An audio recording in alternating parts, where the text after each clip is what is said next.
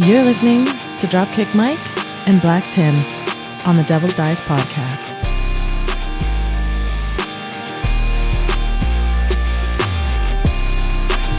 See, that's why I gotta mute you during that section because I'll be you're always over there dancing. Yeah, I got to, man. Welcome to episode 7 of the Devil's Dice podcast. We have one of the world's most dangerous men in the world. Is it 8? We 8, man. We got to be 8. Oh no, this is 7. Are you sure? Yeah, I'm pretty I feel sure. like we said 7 last time. Okay, maybe it's 8. I might be tripping. I don't know. Episode. We're on one of those. We on one of them episodes. I'll edit that out later. Counting's not a strong suit. Math was never my gig anyway. So Mr. John Pterone on the show today. He is the chief instructor of Dictate Tactical Training Center, a place that I love because it's real life situations. We do a lot of sport fighting and stuff like that, and there's a lot of people that do martial arts and think they know how to fight when in reality we don't know shit. That's not fair. Yeah. Okay. You know how to fight. I've been in your corner. Yeah. Right? You know how to fight. Yeah. You don't know how to defend yourself. There's There's that's a difference. two very big differences. Yeah. Fighting can get you in a lot of trouble. Tactically, forget about legally. Legally, that's real bad. Yeah. But tactically, it can put you in some serious issues because you don't have a concept of what you're walking into. Your mindset, people who fight, the mindset is bust the guy up, right? I'm going to bleed him up. I'm going to knock him down. Of course. When the guy on the other side of that, all he's focused on is, I'm going to fucking kill you.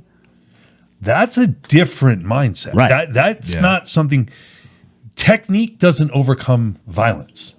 Violence wins. If technique overcame violence, it wouldn't take 6 cops to put somebody on the ground. True. That's true. The person on the other end, probably, if he trains, it's mediocre, right? Like he might have had a month of this, a month of that. Nobody who's like a violent criminal is sticking. They don't have the discipline to stick with it. Right. You know what I mean? Right. Yeah. And I'm not that I'm a violent criminal, but I'm one of those people, right? I mean, you know me. I go out and study what other people are teaching. But I'm only interested in learning like what they teach in the first 3 months because the average criminal won't stick with it longer than that. So I want to know what they've been taught in the first 3 months of their training. And then what I do is go in and this is how we shut this down. If he presents himself in this manner, he's a striker. If he presents himself in this manner, he's a grappler. If he presents himself this way, he's going to kick. Like there are indicators that will show me what you do. Well, I've studied enough about that to know what's coming. That's one of the things that fascinates me about you is that when I watch like some of your instructional videos and stuff like that, because I'll pop in and stalk you every now and then just to see how you're doing and try to learn something cool, you know, but it really isn't like you can just watch it. But anyway, my point was you're cerebral about it. There's forethought to everything that you do, and you go through and you'll show a technique and you'll explain why you're doing it, what the options were, why you chose this particular option, and then what the consequences are going to be if you fail to do whatever it is to finish the move. And probably one of the more important things, and I kind of pride myself on it, it's why I noticed you didn't say it, what's his options? See, like everybody looks at, well, okay, how many times have you said when you're doing something, it's well, what if it doesn't work? Like I go to your flow, right? When you're on the ground and you flow, okay, I tried that. This is the next flow. This is the next flow. I go to this. I go to this. When he pulls this way, I flow to this. The guy on the other side gets a say. And everybody, like when it comes to self-defense, everybody leaves the guy's say out of it. They don't look at it like he's going to do anything except stand there and get his ass whooped. Yeah, almost like it's a detachment from him defending himself too, or fighting back. Yeah, it's like live rolling. Yeah, right. And then all of a sudden, to learn the new technique, you bring the dummy out. Yeah. Right. So when you go to competitive martial arts or traditional martial art, whatever it is, all of a sudden the person on the other side of the equation is nothing but that dumb dummy. That like the sand dummy or whatever they call it. Tackling dummy, throwing dummy, whatever they call the thing. Grappling dummy. Grappling dummy. Like all of a sudden everybody turns into that and he just stands there. Yeah. And it's like, no. It's not gonna happen. It's not how it works. That's not going to happen. Well, it's not even it's definitely not going to happen because there's no study of body mechanics. There's no study of effect of stimuli to the body. Nobody expects, and it's a natural reaction, not a trained reaction. Well, what's this guy going to do? Well, he may really, really, really want to whoop my ass, but his first reaction is going to be to protect his eyes. You know what I mean? Like, Absolutely. I don't care what you want to do. You're going to do this because I'm going after your body mechanics. I'm doing things you don't have a say over. A natural instinct to protect yourself and not allow yourself to. How many times you've been driving down the road, the car in front of you kicks up a plastic bag, and you duck? Freak out. Yeah, absolutely. That bag's not going through your window. Yeah, no. Right? But because it's an intrusion into the vision, your body reacts automatically. Because your eyes, our eyes aren't just the window to your soul, they're the window to your life. I can take your life, dig my fingers deep enough into your eye sockets. Absolutely. That's why your blink reflex is the fastest reflex we have. Yeah. Right? So that should be a major target. And it's not something you can control. It causes a natural reaction. Yeah. When you're doing competitive fighting, the idea is that it's a competition. We were talking earlier about in general, but I'll break it down a little further, right? Do you really think, and no offense, he seems like a great guy. The more I know about him, the more I like him. Dana White actually gives a shit about anybody in his production that's not making money. Like, do you think he cares about the safety? Like, if he could get away with doing gladiator shit, throwing knives and sticks in there and letting him do it, if he could get away with it and people would pay to see it, he'd do it. I think, absolutely. Not a question in mind. Like, he don't care. So why is biting, eye gouging, stomping the head, why is all of that illegal?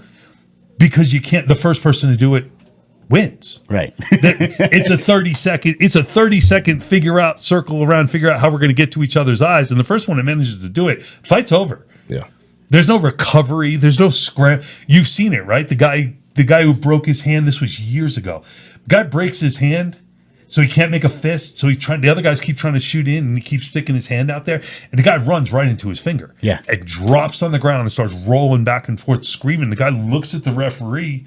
Referee's like, I don't know. So he jumps on and flurries a little bit. Ref breaks it up. The guy couldn't continue. Went for the eye. Well, okay. Well, in self-defense, that should be a primary target. Absolutely. That's not going to be a mistake. I'm going there. Yeah. I'm going for that, right? Yeah. I'm going to make it so painful. And this is the part where people, you know who Couture is. Yeah. I know it's a stupid question to you guys, right? So when I was training with Randy, because like I said, I go study with other people. What are other people learning? What are other people being taught? Let me learn enough so I know how to shut it down. Yeah. We're doing this, and he's looking at me. We're teaching he's teaching the class, and I'm the only one in the class this time. I mean, like, he's got some of his pros are in the seminar, some of his amateurs are in the seminar. And he turns around, he says something about self-defense, turns around and looks at me. He's like, right? Talk about it at lunch. I'm not going to do this to you in front of your men. Yeah. So afterwards, he was like, kind of like, oh, what do you mean? Like, I was asking you for your opinion. I'm like, you were wrong, and I'm not going to say it in front of all these people who are paying you all this money to be here. Yeah. Like, you were dead wrong. He's like, well, what do you mean? I said, you. I don't know you, Tim, but I know you. Yeah. You can fight to defend yourself. You have a skill set. You have training. You can use fighting to defend yourself. Now, whether you can use it successfully or not completely depends on the guy on the other side of the equation. Mm-hmm. True. Yeah. Right? But Absolutely. you have a skill set you can rely on. And that's what I told him. I said, I understand you can defend yourself. But you're pointing out this little girl who's hanging off of your arm or your leg, and she's doing it, and you're not moving. You're telling her, yeah, but you got it right. You know, you're right. The technique is on right. It's just I'm bigger and stronger than you. Who the hell do you think is attacking her in the street? Right. Ain't no midgets running around robbing robbing little girls. Right? So it's not going to happen. So it was funny. He goes, we were getting dressed afterwards. And you know me, right? I got both my blades. And mine open. You familiar with the wave technology on the knife? They open when you pull the blade out? Yeah. Okay. Yeah. So I've had those since Emerson developed it. I've had one. Okay. Because it's the fastest knife out. When you pull it out, the knife is already open. You don't even have to think about it. Yeah. So one of the things, each pair of pants that you have has a different draw. So if your pockets are cut this way, you have to pull it out a certain way. If pockets cut this way. So when I first get dressed, first thing I do is whip, get the draw down, flip them, put them back in my pocket. So I'm doing this in front of all these guys. We're sitting over on the side. I've put it back, and the guy's like, whoa. What the hell was that? And I whipped it back out. The guy said, "Oh, this?" He goes, "Yes, and my American Express card. Don't leave home without it." Right? And the guy said, "Going, Randy. Couture comes over. He goes, "Yeah." He goes, "What the hell do you do against this?" And he's like, "What?" So I said, "What?" Pulled out both my blades. He goes, "Oh, run." Right. Exactly. Run. That's where your training that you do probably more than anything else for a fight comes into play. Cardio. Use your cardio. Run like hell. Cardio. Because I've seen what that boy does with those things. You aren't going to survive that. Yeah. I'd rather be. I'll never forget this statement that he made. And this is, at the time, this is one of the top guys ever. And at the time, he wasn't past his peak at the time we're doing this. He looks at the guy. He goes, "It is better to be an old dog than a dead lion." Yeah. Nice. He goes, and that boy will kill you. Yeah. He'll kill you. Because I don't know if you remember. No, you maybe weren't a student when he came to the school. How long ago was It's it? a circle. Yeah, I was at Circle, but I was at Circle only for like the last. No. This is earlier. 8 months to a This year. is like 9. This is 2000. He had just won the heavyweight title. Yeah, no, I wasn't there yet. He was brought into town to be like the guest guy because he has a place down in Canyon, right? Yeah. And the guy paid him like God knows how much money to show up for his fights that he was promoting. These were the first guys that promoted fights in Colorado Springs. So Randy comes into the school, and at the time we were doing it's something we had been doing for a long time. Most people look at it and know it as the Dog Brothers stuff.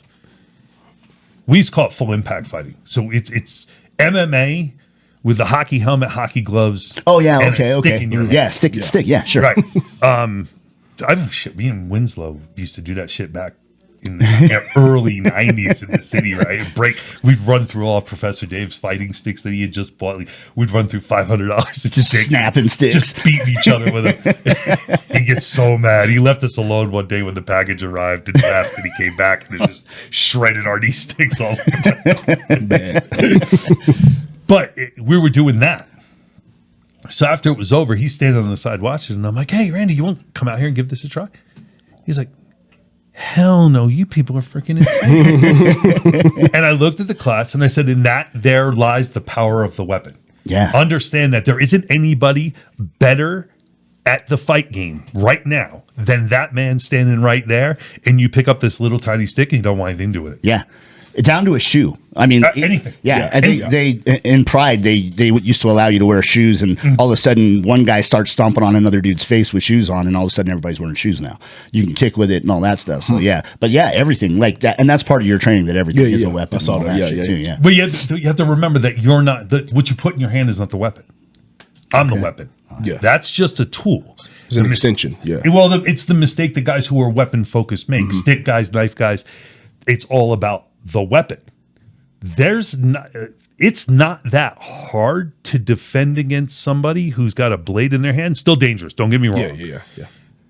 But it's easier if he's focused on the weapon. If he's focused on moving the weapon and using the weapon. The last thing you get from me is the blade. I use the blade to make you control your focus. As soon as I see you flash at the blade, the front kick comes out. Then the head turn comes out. Then you get the blade. Get you concerned about something else. Right? And you look at it from a standpoint of, who are the best blade guys on the planet? Apache knife fighters. No.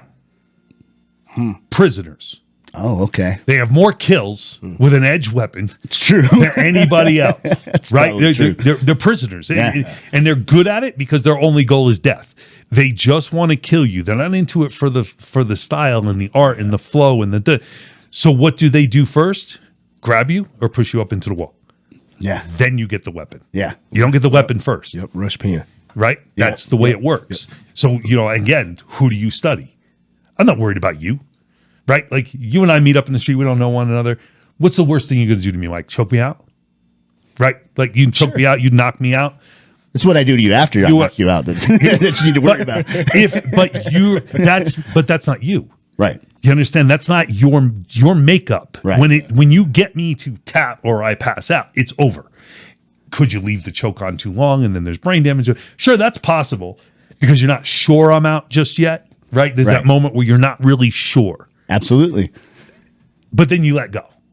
Okay, like I used to say about Sensei Eric. I don't know if you know. Do you know Eric? He knows Eric. Eric Lalone. Yeah. Oh, yeah. Okay, Eric and I were partners for 17 years. Yeah, Together, long. Okay. Yeah. Eric will knock your ass out. Make no mistake. Like, he puts that shin fractured my damn jaw. He puts that shin upside your head. I know he has. Jesus, God. You know what I mean? Tree trunks. It hurts, right? Yeah. But he's going to knock you out. Martial artists, I'm not running around looking to train to beat other martial artists because as a general rule, they're not really dangerous. They might knock you out. Yeah. They're not going to try to kill you. Shit, line up whoever the baddest martial artist is in town. I'd rather deal with him than the Crips. Yeah. Because the Crips are just trying to kill you. They don't give a damn what it looks like. They don't care how they get it done. Yep. They just want you dead. Yeah. Again, the difference between fighting and violence. Yeah. Correct. Yep. And then people who fight in order to defend themselves have got to learn to use violence as a tool, the same way they use a choke or a jab or a kick. Violence as a tool is something I've been pushing real heavy on. So explain that because it's kind of hard a concept for some people to understand. It is. So the way I got into looking at it this way was all through the 217 bill. So, I train a lot of law enforcement, Yep. right? They come out with the new bill, Colorado 20-217. Comes out in the wake of the George Floyd thing, right? Complete overreaction. In my personal estimation, it will not stand scrutiny when it gets to the federal court system. I think that it's already been established, the whole Graham v. Connor and the reasonable officer principle and all of these things that this bill seems to have taken away, instituted to the extreme. Like when they use it and they try to put it to the extreme of it, you're going to run into problems. Sure. And it's going to butt up against what's been established federal law.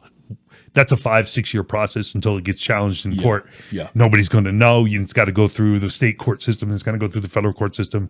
Then it's going to let, because Graham v. Connor is a Supreme Court. That's the only reasonable argument a defense attorney is going to make is that it violates Graham Connor and therefore it shouldn't stand. That's got to go to the Supreme Court. It has to. That's a long process. Yeah. So we don't really have answers as to exactly what this whole thing means until that process goes all the way out and somebody's willing to fight it. That's going to be the key. What do cops use as violence? What's a violent action by a police officer? Shooting you? Bingo. Violence comes out of the barrel of a gun. Yeah. Recently, I don't know if you saw it, the cop in New York gets yoked up by his vest because they're all wearing the exterior tactical vest. Yeah. And the kid starts punching the cop in the face. And the cop is trying to punch him back. Do you see this? No. Oh, yeah. Cop takes an ass beating. And it's because he's trying to, he never looks. He's trying to use his power. But the kid's got the guy grabbed by the vest. And this is an old hockey fighting trick that we used to use. Sure, you grab the into shirt. the shoulder. The guy Yeah. can't throw his hand. Well, that's where the kid's hand is. So the cop's trying to come over. He's not making contact. Meanwhile, the kid is just unloading on the cop. And the cop's blocking it. And he never realizes my thumb is this far from this dude's eye. I saw it as soon as you raised your hand. I was like, oh, man, go my eyeball. Right? It's this close. And it never occurred to the cop, do that. This hand is for blocking. This hand is for punching because this is my power, right? Right. Power is not necessarily in the tool you use, but in the target. Okay. I like that. You understand what I'm saying? Yeah. So, like, if I take my finger and poke you in the chest, Nothing. I wouldn't say nothing. I've had most people say ow. It's not the same, but it's not the same energy as that eyeball, man. That's. Let me put it in your throat. Oh, Let me put it, let me put my thumb on your throat, grab the back of your head and push. Yeah. You're going to think differently about what my thumb can do. Yeah. Let me put it in your eye and all bets are off. If my finger gets wet, you're laying on the ground. Yeah. Right. All it's got to do is get wet. As soon as I know it's wet, you're on the ground. This is over. Yeah. Because there's no more fight. Right. It's amazing how that works too. Yeah. Instant. Sensei Adam. You know Adam. Right? Yeah. Sensei Adam, we were teaching the kids class when I had the kids class. And we were having him do the touch drill. And I stepped in and he missed. And his finger caught me right above my eye. I blinked fast enough, it didn't get in my eye. And first thing that hit the ground was my back. Just Really? Boom, that quick. Seeing double, huh? Yeah, just boom, drop. Yeah. Like my feet came out from underneath me. I'm laying there and the kids are all looking like, oh. Like I'm bleeding because his fingernail cut me. And they're like, oh, you okay? I'm like, yeah. And I was like, sorry. I'm like, what are you sorry for? You did exactly what I told you to do. Yeah. I didn't pull out fast enough. Yeah. and it worked, right? It worked. That's the idea. This is where I should be at this point. Yeah. And the harder someone launches themselves into it, the better it works. Right? Our stuff works better the harder and faster you come.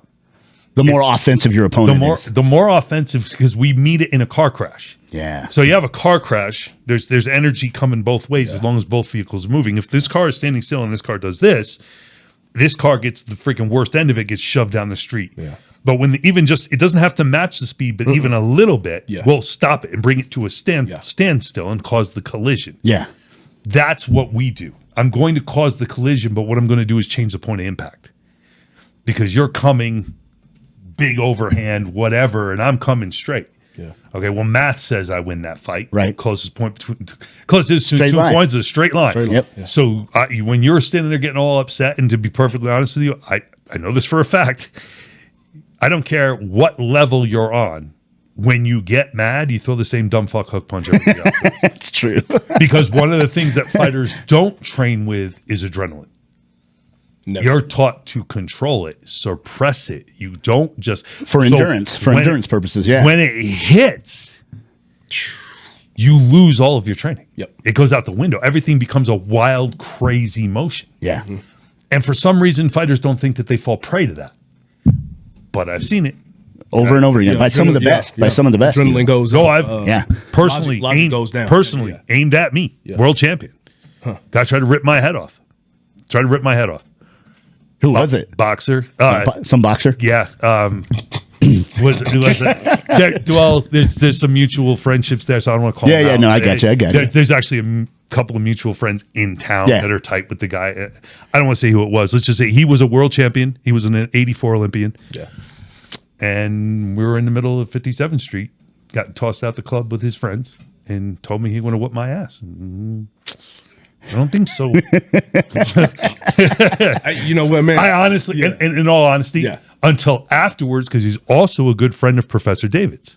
Oh, nice. Until afterwards, I had no idea who the guy was. But he's a boxer. He showed me by the way he stood, the way he brought his hands up. He's a boxer. So what I do? Put my hand up. What did he do? Boom. Did this. Yep. He went to eat the jab. Yep. And I tie kicked his fucking leg right out from underneath. Snapped. Ruined his knee. Yeah. He was making a comeback. He had retired. Was making a comeback. Shit. And I ruined the comeback. It was a year later until Professor David and I figured out, because he was in the dojo working the bag, and I came in. And we're looking at one another like, oh, Johnny, I want to meet you. Let me introduce you to a good friend of mine. We're looking at each other. He's like, you guys know one another?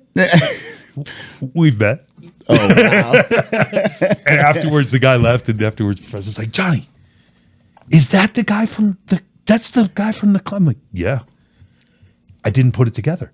I knew he was training. I knew he had an injury. It involved some stupid bar fight. I had no idea it was you. That's amazing. It's funny. You never realize what small world it can be. Oh, yeah. Until a moment like that. Yeah. You're like, oh, no shit. This dude's right here. Yeah. That's crazy. It's pretty funny. And I don't know if you've watched up to this point, but I've shared that story on here a couple of times. Same situation with me and Mike. It wasn't like we weren't finna fight, but lockdown. He was over working out. He was like, hey, man, just, show me, da-da-da-da-da. I go straight into a boxing stance. Mm-hmm. And so, like, what I'm used to is the same thing that you kind of describe using, but not to that magnitude. I look at people because I'm like, okay, what are you about to do? Are you about to prepare to throw a kick? Because usually I can analyze your stance. How do you know? Usually. So I have a class. The reason I'm asking, I have a class that's coming up on the 22nd. It's called Pre-Attack Indicators and How to Shut Them Down. Oh, and I never learned how to shut them down. I just know what I'm looking for. So what's the biggest one? The guy who's going to kick. Yeah. What does he do? So I'm giving away part of my class. Yeah. Well, so what I typically look for is either a neutral stance or toe positioning, because they're already ready to. You're taking your eyes off the man. No, so eyes here, peripheral on toes. Does that make sense? That's good when that tunnel is coming in because you're in danger. Yeah. That's out. If you can do it, that's great. I'll tell you, he's going to pick his pants up. Smart. Yeah, right. He's going to pick and how low will tell me whether you're going to kick or you're going to shoot. I can tell whether you're going to shoot Yeah. based on how low you pick your pants up. Oh, explain that one. Yeah.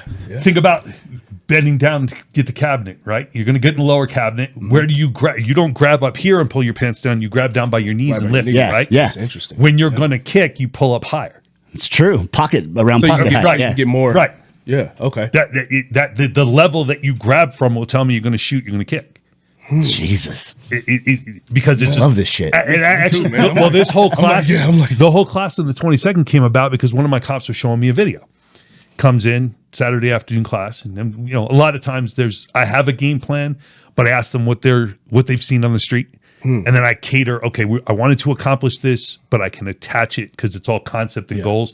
I can attach it to that scenario, and I can show them how to do what we already know how to do against that. Right? Yeah. Because the trick is not that we know so much. Yeah. Is that we know so little that we can apply to so much. Yeah. That's why it's so solid. That's why Professor Dave, simplicity. A lot of people can make things really complicated. It doesn't make you smart. It doesn't make you a genius to make things more complicated. Simplification is what shows you're a genius. Take something really complicated and give it to somebody who's got very little training and they can use it. Yeah. Oh, that's genius, right? And I don't take, it's not my credit. Professor David does all that.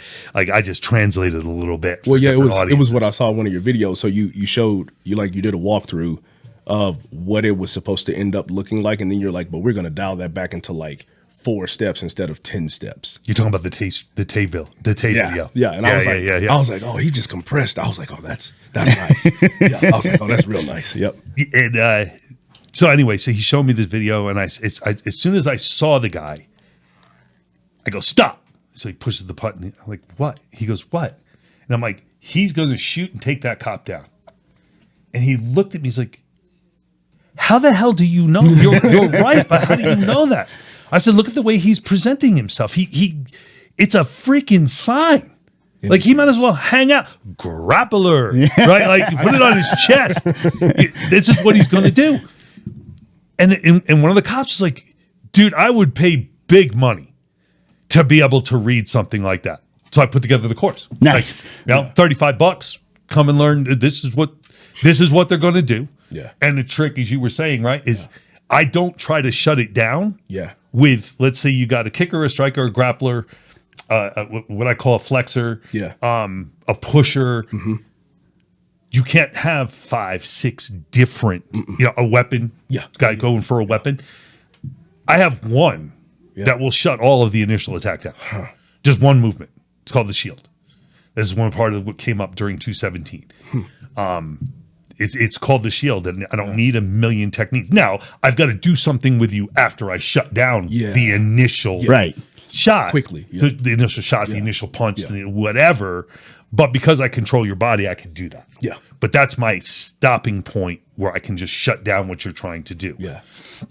So anyway, that's the 22nd at 1. We're doing that class. October 22nd? Okay, this month then. Yeah, you go to the website, the streetmma.net, and go to registration. It's like I said, it's like $35. I don't charge a lot because it's one of those things where I don't believe, like I said, I know your capability. You could defend yourself. Not too many. There's not a lot of dudes in this town going to give you a big problem. Right. You can do it. But you also know when you fought, there was a game plan. Always. You studied what the other person likes to do. Eric would help you put together the game plan as to how we're going to stop him from doing what he wants to do. Yeah.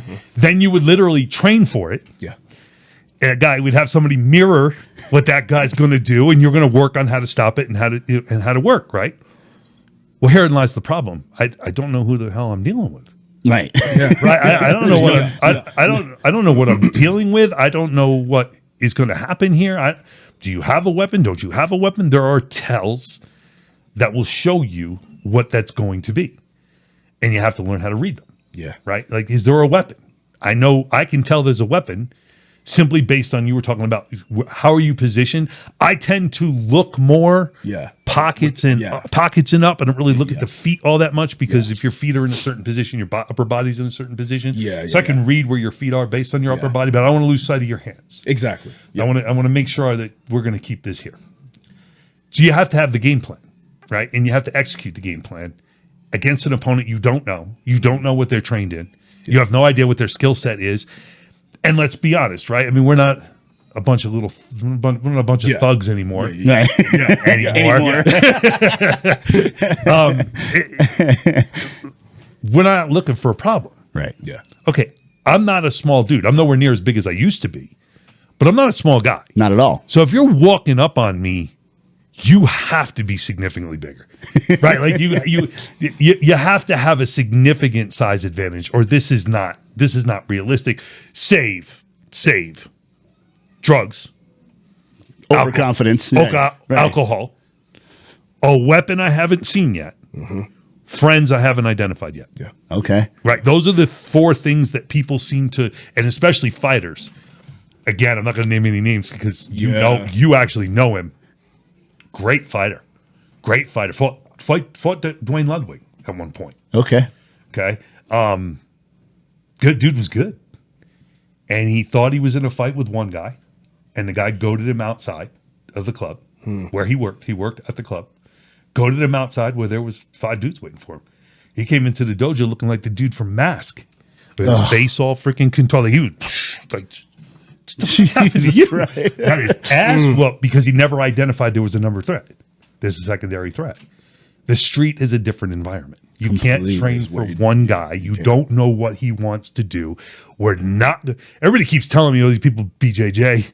Oh yeah, size doesn't matter. Oh, okay. Really? Yeah. Two things. One, till I hit you. Right. People who say size don't matter never been punched in the face by somebody bigger than them. Yeah. People. Yeah. I was going to say Yeah. people who say size doesn't matter are the little people. Yeah, man. And they want to believe this. Right. And I tell them all the time, I'm like, if that's true, then why do you got to weigh in? Right. Exactly. Weight class, man. Absolutely. Why do you weigh in if size doesn't matter? Yeah. Right, you can fight whoever. Right. No, I what's the problem?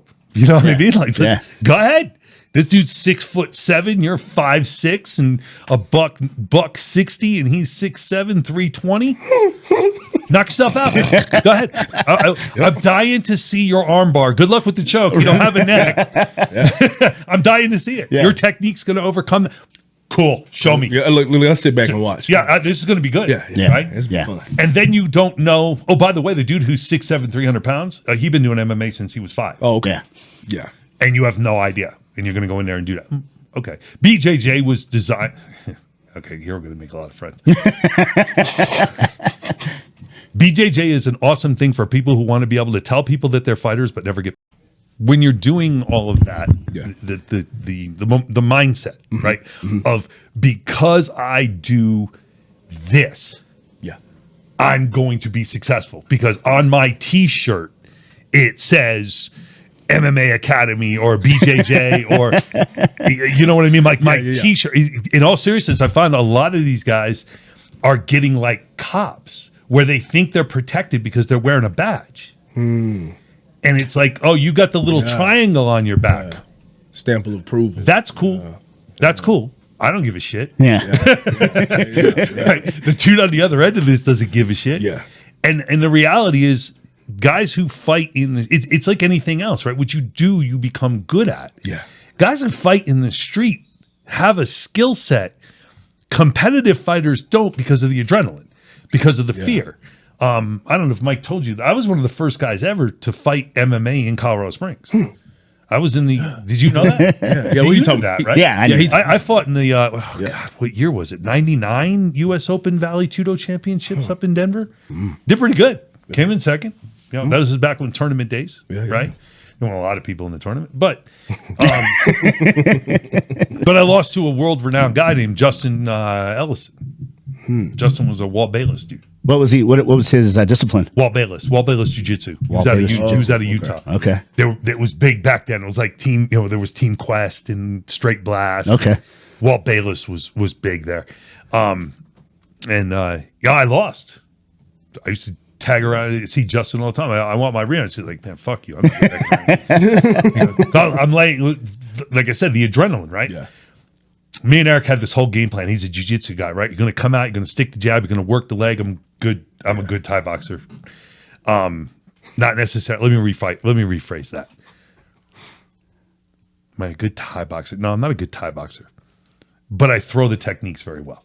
There's a difference. I'm not really a good Thai boxer because what I'm about to say next proves that. We had this whole game plan. As soon as the bell rang, I ran across the ring so fast that he had to jump out of my way. I ran face first into the turnbuckle. Just boom. Right. So anyway, he gets a hold of me. We end up. I throw a knee, which was dumb. Throw a knee. He grabs it. He goes down. He's in the mount. Yeah. And I hear his corners going, I told you he ain't got shit. He ain't got nothing. I'm laying flat on my back, and I was like, oh yeah, motherfucker. Wow. And just jumped up off the ground, just punched him right in the face. And you're like, holy shit. And bails out. So afterwards, he was like, dude, I've never been hit that hard standing up. But how the hell did you do that laying on your back? Yeah. And I looked at it and said, it's easy. Nobody's ever told me I couldn't. I didn't know. I didn't train for that. I'm like, I'm one of those people. I don't like to criticize. I don't like to do things that I've never trained in. Exactly. I don't do that. Now, I say you're training, talk about BJJ. I train with one of the Gracies. Yeah. Like, I don't talk about shit I don't know about. Yeah. And, I was like, it's kind of probably one of those things where nobody ever told me I couldn't do it. So I did it. And that's things that guys find work for them in the street when they're fighting, which is dumb. But they're out fighting in the streets. That's a different set. It's a different mindset because they already know what their window is, how long their adrenaline. You know how long your adrenaline lasts. Yeah, you're going to do it over. Yeah. But if you do it over and over again, you understand how long you have until you gas. Right? Yeah. Fighters don't know that because they're trained how to suppress it so that they can go long rounds. So when it hits, they don't really know how long they have. And all of a sudden, you're in a position where you can't keep distance, and you can't. This dude is just flailing. Yeah, it drops, and you're going like, and then all of a sudden, it's time. Okay, I think I can do something right now, and now you're fucking moving through sludge because you can't move. Can't move. You've been holding your breath for the last 10 seconds, and you didn't know, right? So it's like anything else. You get good at it. Yeah. And that's the part I think that most fighters miss is that they haven't accounted for the guy. And I'm talking about fighter versus street fighter. I'm not talking about self-defense yet. I'm talking about fighting. Yeah. Right? If you're the guy who fights in the street on the regular basis has the advantage in the street. Sure. Yeah. That guy should not walk into an MMA school and be stupid because you're playing in a rule, in a set of engagement that you don't understand. And vice versa. And vice versa. And vice versa. The arena is what makes the difference. I was just telling this story the other day. I don't think you were there yet. Yeah. I had a guy who come in, he did kendo, right? And I used to do the stick fighting stuff, right? He comes in, he challenges me to a match, his kendo skills with his, whatever the hell they call that, shinai, versus me and my Arnie stick. Okay, well, if I didn't get kicked out of the tournament, I probably would have won the national title back in 90, when was that, 96, 94, 93? No, that's too early. 95. I would have won the national title. Why'd you get kicked out? Yeah, that's always the best part. He broke the rules first. I love it. He broke the rules first. Okay. You broke him second. And I probably went a little bit further. went further. I went a little further than I needed to. You're probably not. I don't think you're supposed to Thai box in a stick fighting match. I threw him over the judges' tables. Nice. And then came in behind it with a Thai kick to the leg. It got messy. We both. They were just wanted to disqualify me, and thank God a guy named Don Quest, who was head of WeCAF at the time, stepped in and said, no. If you're going to disqualify him, you're going to disqualify him too. Nice. He started it. Yeah. I'm okay with you disqualifying him, but I'm not okay with you giving him a pass to the finals when he started it. Yeah. He overreacted, but he started it. Lucky third place. And then I had another guy come up and he's like, oh, well, I'm sitting there and Winslow's chewing my ass because he was my instructor for that. And he's like, oh, what the hell were you doing? You were eating him alive. Why did you do that? You punched me. You're not supposed to be doing that. Yeah. Like, so you lose your effing mind? Like, or what's wrong with you? Like, that was your reaction? I'm like, yeah. Like, I don't see a problem with this. You don't react when someone punches you? Yeah. Right? So this other guy named Dougie Pierre comes over, and Dougie starts railing into me because he's a big Arnese guy. And some of these guys get so wrapped up into the whole martial arts thing, right? Yeah. And Dougie, like, oh, what are you going to do if a guy is sitting there and he's, trashing you, and then he starts trashing your wife, And I'm just sitting there listening to him rant. He finally gets done. He's waiting for an answer. And I looked at him. I said, am I holding a 26-inch stick in my fucking hand when he does it? Because if he does, I'm going to beat the living fucking tar out of him with it. I'm like, no, so get this motherfucker away from me. Because I know I'm supposed to be showing this man respect because he's an old school guy and Professor Dave and Dougie are about the same age. And I know who he is. I'm going to hurt him if you don't get him away from me. This is not going to go well, and I'm going to have to hear about it from Professor David. I don't want to hear about it. Half of the interactions between me and Professor David is I don't want to hear him complain about the shit that I'm doing, and he doesn't want to hear the complaints from the other people that I've done. About the shit that you're doing. So yeah, and again, it all leads back to the difference fighting and self-defense, right? I'll be forced to defend myself. Yeah. But there's always some questions you need to ask yourself before you decide I'm going to use physical tactics. And the first question I ask myself is it worth the 10 grand I'm about to give a lawyer? Yeah. Step number one, this is about to cost me 10 grand. And I literally just had somebody, this is so funny. This other guy I was arguing with, he's telling me, he's like, well, you don't have to do that much damage. About the moment you figure out that the damage you did do wasn't enough, it's because you're getting your ass whooped. Right. That's a difficult thing to recover from. I said, but the other point to it is if you're not planning on doing at least $10,000 damage, you're really not that mad. If it's you're not in the fight. It's not that if it's not worth that much money, what you're doing is ego driven. It's not necessity driven. Right. Do you know what I mean? Yeah. Like when I look at that and I go 10 grand, you know what? No, I'm not going to do this. I'm not doing this. And my security company, right? I had a guy, we were downtown because my security company used to run everything on Tejon Street from Gasoline Alley all the way down to Thirsty. We ran it all. And I'm out there visiting my guys and they drag this guy out. I'm like, you need to calm down. And I'm not wearing the uniform or anything because I'm just there visiting my guys. I would always bring them coffee or, let them know the boss cares, right? I go around every Friday, Saturday. I go from place to place to place. I'm checking in on them. Most of the time, they just would tell me they wish I didn't show up because as soon as I showed up, it was like, I'm like a match and it's a pool gas. Yeah. For whatever reason, I'm a match. I don't even start it, but while I'm there, shit kicks off. Yeah. It's like I'm just a match to the gasoline party. Yeah. And the guy started, I'll kick your fucking ass. That's not going to happen, champ. Calm down a little bit. He's like, no, I'm telling you, blah, blah, blah, blah, blah. And, you always know the guys that are full of shit because they start reading you their resume. Yeah. Right? You're like, I'm from L.A., Right. Dude, I'm from the South Bronx, and we had pussies in our neighborhood too.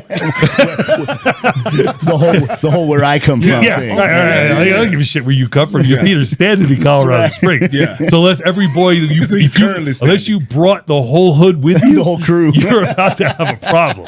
Chill, right? So I just you know what? I looked at Brandon. Brandon was my supervisor. I says, you know what, B? I'm gonna go. I'm just gonna go. And I walk away, and the guy's like, "That's right. Walk away, you pussy." I turn around and I look. I'm not walking away from my safety. And it's just not worth the 10 grand you're going to force me to do in damage. Because I know this about me. I'm not going to stop. Yeah.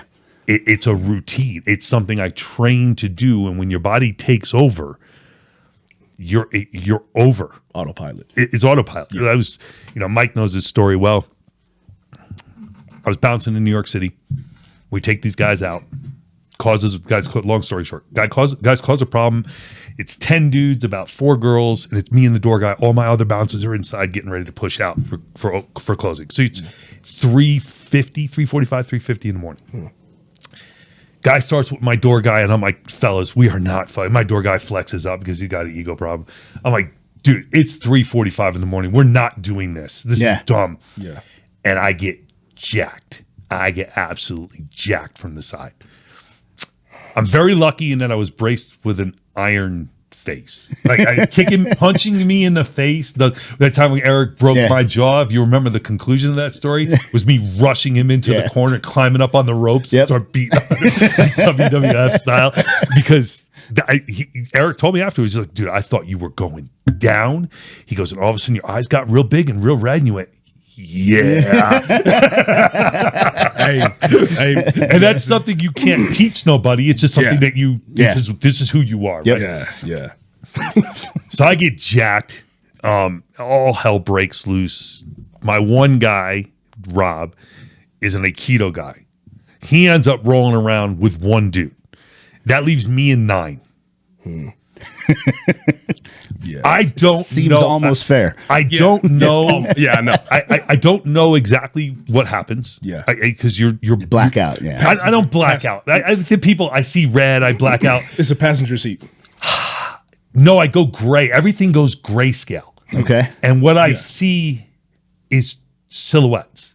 Yeah. And what I nice. do is I just start yeah. knocking down silhouettes. Okay. I had a shrink actually tell me, like, every time I get mad, I probably set human evolution back 2 levels because that's what a predator sees. You just see you see in motion and movement. Like I would be a bad person to testify in a situation because I don't remember details. Yeah. I just can tell you there was somebody standing here and there was somebody standing here and there was somebody standing here and then they weren't standing there no more. Yeah.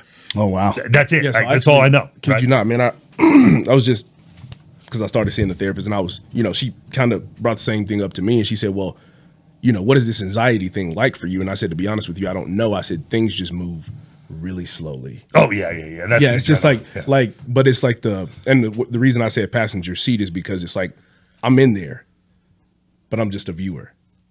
I just can't view.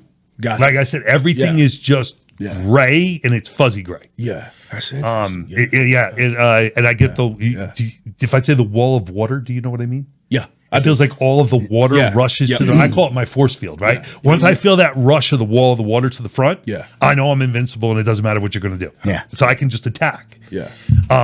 Anyway, so a bunch of these guys go to the hospital.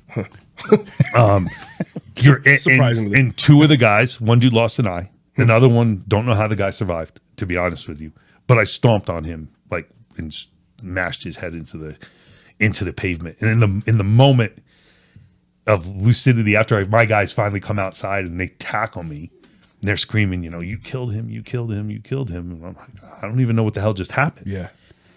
And I looked down at the guy, and I remember it's a really horrible thought if you look back on it as to what it really was. But at the moment, I'm like, oh, look at all the colors. Like the colors shook me. Like He came back. but I was, the dude I was facing 36 years. They tried to put me in freaking prison for 36 years for that because I got jumped by 9 dudes.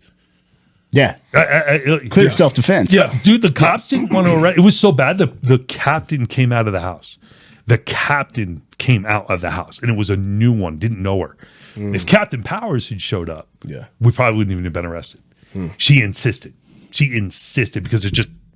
My buddy came down back from the bar who I had let go earlier in the night. He was working, he worked security for us. It was slow. Yeah. So I sent him out and that's when bad things always happen. Yeah. Right. It's slow. So he sent half the team home. Man, fucking God. All the assholes come in. Here we go. Bad decision on my part. So he came back and it was so bad. He's like, dude, what the hell happened? It looks like fucking Beirut out there. There's just bodies laying all over the ground. What the hell did you do? And I'm like, I don't know. Right? Because you honestly don't know. But I do remember this. So they take us down. I was telling all this to tell you the point about the adrenaline, right? They take us all down and they stick us in the cell. Luckily, the cops were cool because they didn't want to arrest us in the first place. They empty out a cell and they give 3 of us. This other guy named James, who had nothing to do with it, was a former SEAL. Little bitty bumblebee waist with freaking shoulder. James was a big dude. Nicest guy, but a big man. Right, he was playing a linebacker for San Diego State. Oh, nice. He blew his knee out, so the SEALs recruited him, and he went through buds and everything. Good dude. And he got wrapped up into, and we're already in handcuffs, and they're going to play because the girls, the way they got all the cops there, one of the girls that was with them got on the payphone because we didn't have cell phones and everything back then. Yeah. Thank God. Right? Still be in prison. She called the cops and said that we were beating up a bunch of undercover police officers. Holy shit. She knew how to get a response. Yeah, she got it, huh? That dude looked like a law enforcement convention in about 4 minutes. There were the cops coming both sides of 57. They blocked off the street, which is a big deal because 57 is one of the main thoroughfares east of Manhattan. They shut down Manhattan. Shut it down. The captain comes out of the house. Like, it's bad. And James is like, well, I was inside. I have nothing to do with this. And he's all bustling up. I'm like, James, do my forehead against the wall. Like, James, like, do some quick math, man. We're outnumbered about 80-1. And you're going to get your ass whooped at best. Yeah. And you're going to the cuffs and you're going down anyway. Anyway. Turn around and cuff up. The lawyers are already on their way. I'll guarantee it. Yeah. Just turn around and cuff up. Damn. So he did. And remember, they give us the cell. And I'm like, oh, shit.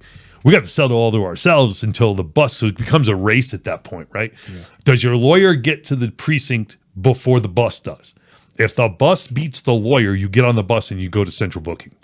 You've seen it. There's a TV show called The 100 Center. Yeah. Okay, we call it the Tombs. Manhattan Holding is called the Tombs. So if the bus beats you, you're going to the Tombs. There's no automatic bail like there is in Colorado Springs. You're sitting for a while. You have to see a judge. You get arrested on Friday night. That's not till Monday. Oh, yeah, that's Monday. Yep. That's Monday. And if there's a problem and they deem you to be the problem, that's Wednesday. Yeah. You just keep falling to the bottom of that docket. Yeah. And I remember these guys I'm like, well, cool. I'm going to get some sleep because we're going to the Tombs. We're going to be fighting until we see the judge. So, 3 white boys in suits. Screw that noise. I'm going to catch some peace. I lean up against the wall, go to sleep, wake up, and the two of them are like sitting there. I'm like, have you two never been arrested before? they're like, no. I'm like, oh. I said, okay. So I explained to them the whole bus situation. But I said, but Andy's on his way. He beats the bus. We're ROR. These guys don't even want to keep us. They didn't even want to process us. Don't worry about it. They'll ROR us in a heartbeat if he shows up. Yeah. Released on your own recovery. No, yeah, okay. Yeah, I'm sorry. I'm sorry. No, you got. I got you. I don't know if you've ever been locked up before. Yeah, sorry. I got you. Right? We're good. Everybody watching, I always going ROR. Like, so I lean back up and go to sleep. I just don't be sharing my life. So I wake. Hey, listen, you're not for nothing. The whole case was dismissed with prejudice, so I don't care what I talk about with that case. No, I got you. They can't bring it again if they want to. The judge dismissed it with prejudice because the DA was fucking around. Exactly.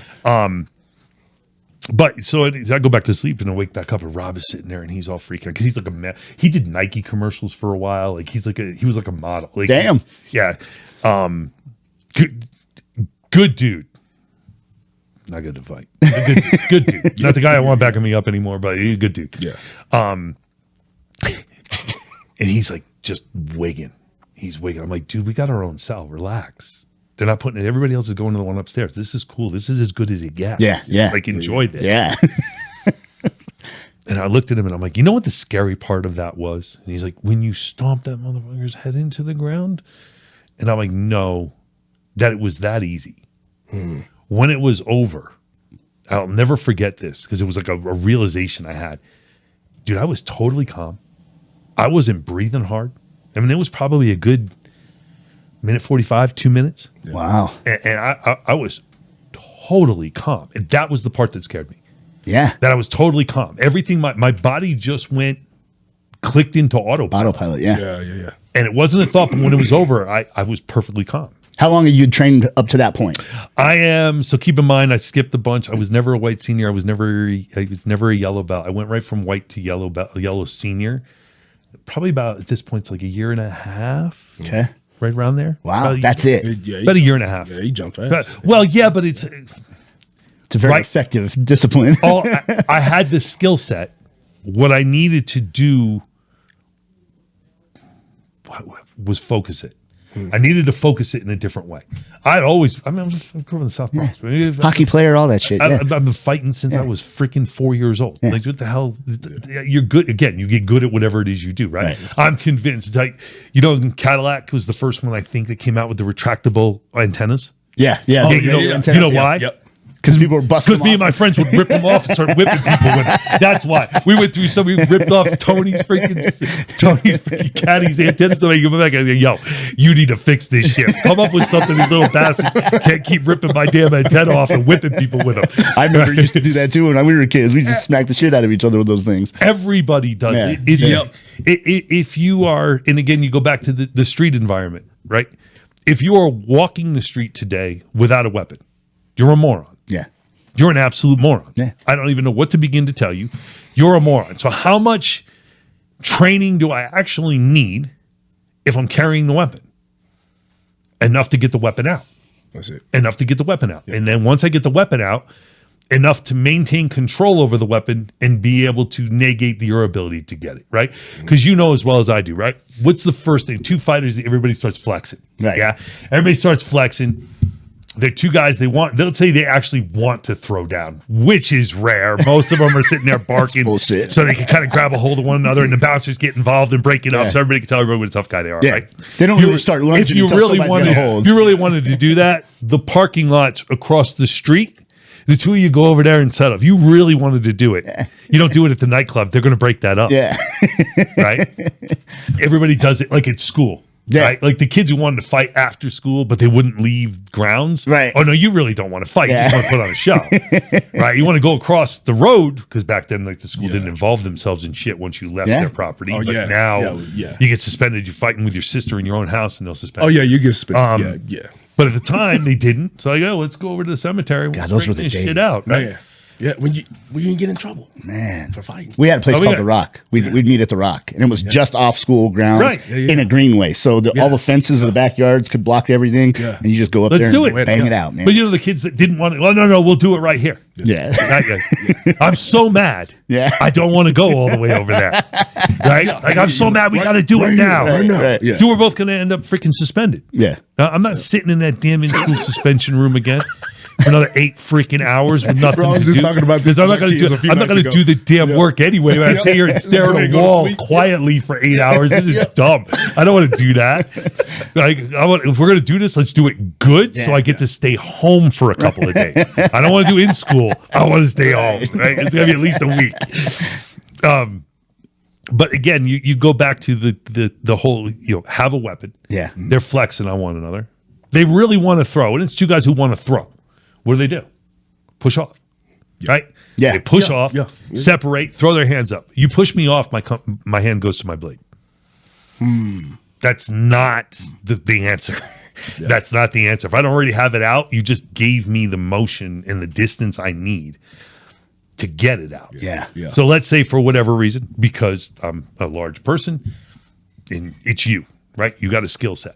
I flex up on you. You push me back, bye-bye, 1-2, and reset, right? You get off the line. You boom, boom, pivot, reassess. How much damage did I do? Should I go back in, right? While you're making that reassessment, I'm carrying 2 blades. And a lot of where fighters make their mistake is in the street, is in the reassessment. Yeah. You train so long that when I throw, this is the guy, and then this guy, it's a 1-2 inside leg kick combination that works. Then you pivot out, and you train to do it over and over and over again. Right. Yeah. So you build that reset and read into what you do. To me, the only thing that reads that is opportunity. Yeah. That's opportunity, right? Once you get up on somebody, do not get off. Don't get down. Yeah. Right? You treat it like a drag race. When that Christmas tree light goes green, baby, you floor it and you keep it floored the whole way down the strip. The whole way down The the strip. whole way down. Let the machine do what the machine does. Yeah. Just keep that sucker pegged. Let it flip the gears. Let the freaking, let the engineering keep the thing on the ground. You don't worry about anything but keeping that accelerator pressed to the floor and keeping the steering wheel straight. That's it. Yeah. Then it has to be that simple, Yeah. right? So when we were talking about, and earlier I alluded to it, I wanted to get back to it because I get off on tangents. Probably post-concussion syndrome and my freaking head goes up. Too many concussions playing hockey. Game plan. So you have people you don't know what's the game plan. And it has to be simple, and it has to be something that works, and it has to be something that works against everyone. You said you train a little bit, but competitive stuff. I'm going to teach you everything you need to know about self-defense. Right here, right now, 3 words. Vision, breathing, and balance. That's it. Interrupt vision, interrupt breathing, interrupt balance, and you're golden. That's all it takes. That gives you enough time to get out of there. Enough time to draw a weapon if you can't get out of there. And if it's in your job description to not get out of there, enough to have a big enough upper hand, that you can go ahead and attempt to exercise some control. Yeah.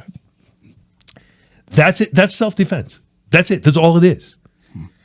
Now the question becomes, how do you implement the game plan? Right? Do I recognize where my window of opportunity lies to exercise that game plan? And that's the part that you lose in the flex, right? People are uncomfortable with people being up in their space. They're not, even grapplers, right? When we're nose to nose and spitting on one another while we're chatting and talking to one another, screaming at one another, whatever it is we're doing. Even grapplers are uncomfortable with that, so they kind of want to drop that level. They're not comfortable being right here, especially with someone who's much bigger and much bigger and obviously stronger than them. But if you allow the separation to occur, you miss a giant window of opportunity. It's a giant window of opportunity. I want to bite your nose off your face. Right. I'm going to lock in the back of your neck, hold on to my wrist. Doesn't take any special technique about it. Just, ghetto choke. We call it ghetto choke. Yeah. Ghetto choke him just from the front. Yeah. And bite him. Just bite his nose off his face. I'll guarantee you he does what everybody else does. They drop on the ground and scream like 5-year-old children. Yeah. You just gave me PTSD because you bit me one time. You said I didn't bite anything off. No, you didn't bite anything off, but it was the gun defense where you had the gun in the middle of the back, and I put it in the middle of his back, and he's got his hand. He's explaining, keep your hands level with the gun. Blah blah blah. He spins around, grabs me, and bites my neck. And dude, that's him. Remember when I was telling you about that move? This was a couple of months ago. He was like, "Yeah, man, I know this guy." Yeah. Boom. He bit me, and I was like, "What the?" We were talking about the bullshit that's on YouTube half the time where these guys are grabbing the gun and like there's a guy pointing the gun. I saw one the other day. The guy's pointing the gun. Yeah, the Detroit guy. He's pointing the gun. Stop. The Detroit guy. Hold on a second.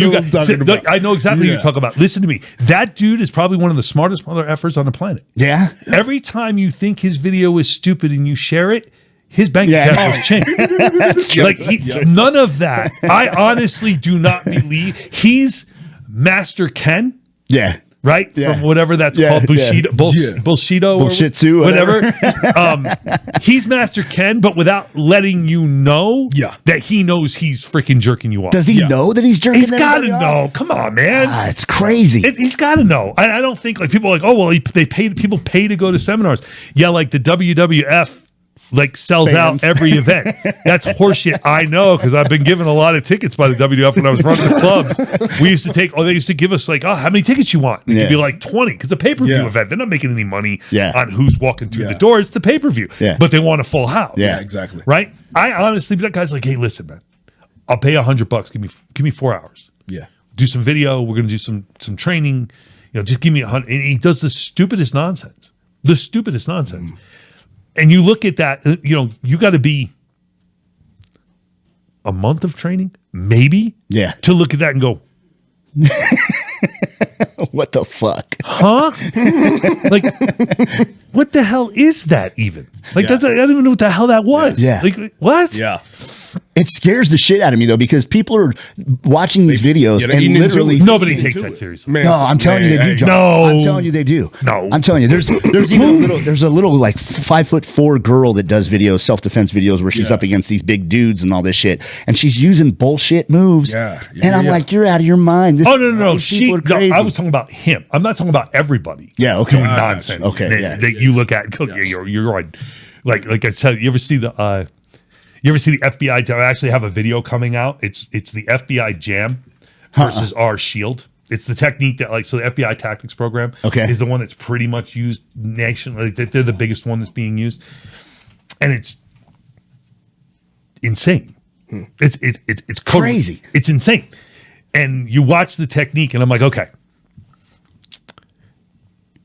In Cinderella's castle in Disney World, under a full moon, at midnight, on February 30th. It might. Is the only time that's ever even possibly going to work.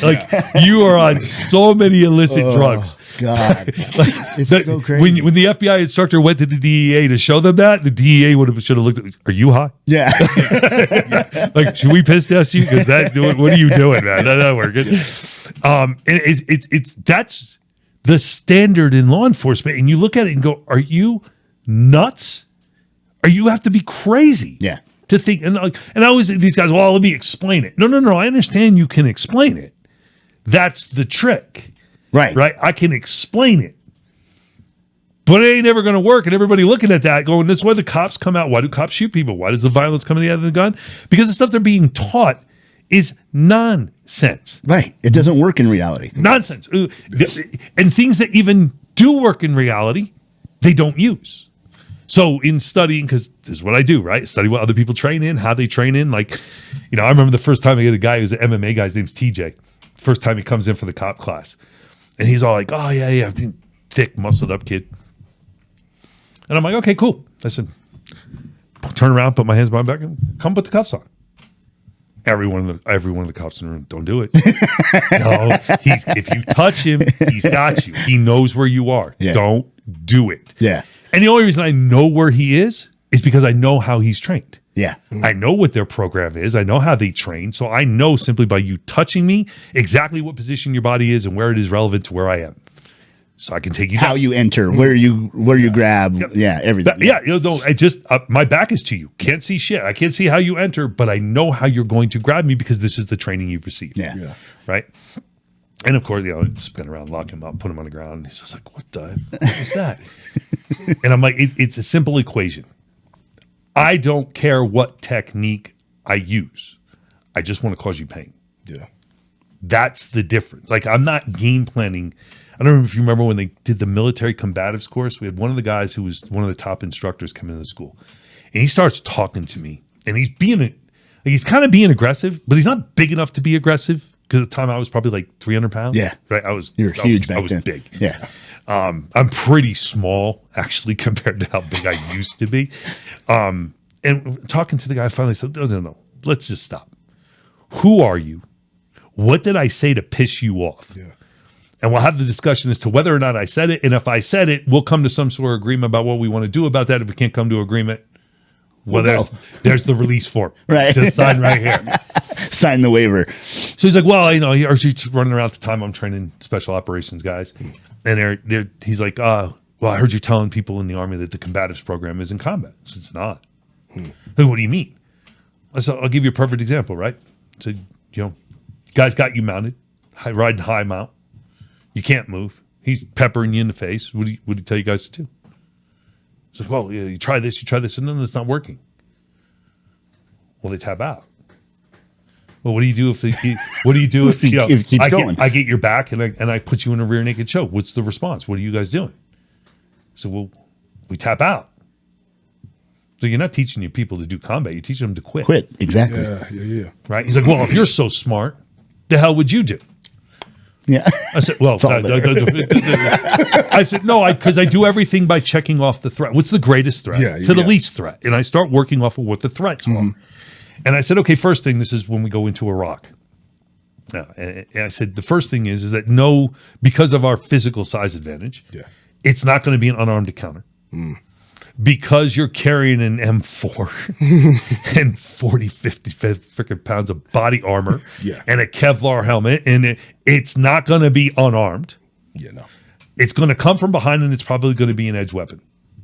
So I would start there.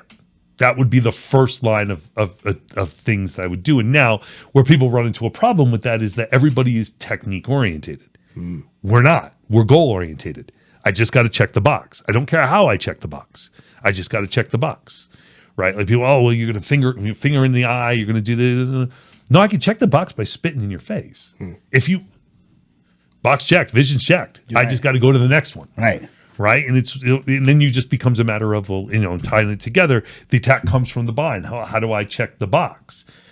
You have to give me something. And I have to, there's no ninja third eye in the back of your head and all that bullshit. You either know it's coming or you don't know it's coming. And you may not know it's coming until the knife plunges into you the first time. Right. But if that's how head up your ass you are, especially in a combat zone, you probably deserve to get shanked so that your faults don't kill one of your fellow soldiers. Like if you're that fucking stupid, you probably we probably need a good better off without you. We need a good culling of the herd at that point. You get it from behind like that, you probably in a combat zone, we probably need to sit this one out, chap. But it's a matter of you cannot, and distance is critical. Yeah. Critical distance is 3 feet. Like always people, with a knife, right? Like cops. Well, it's the 21-foot rule.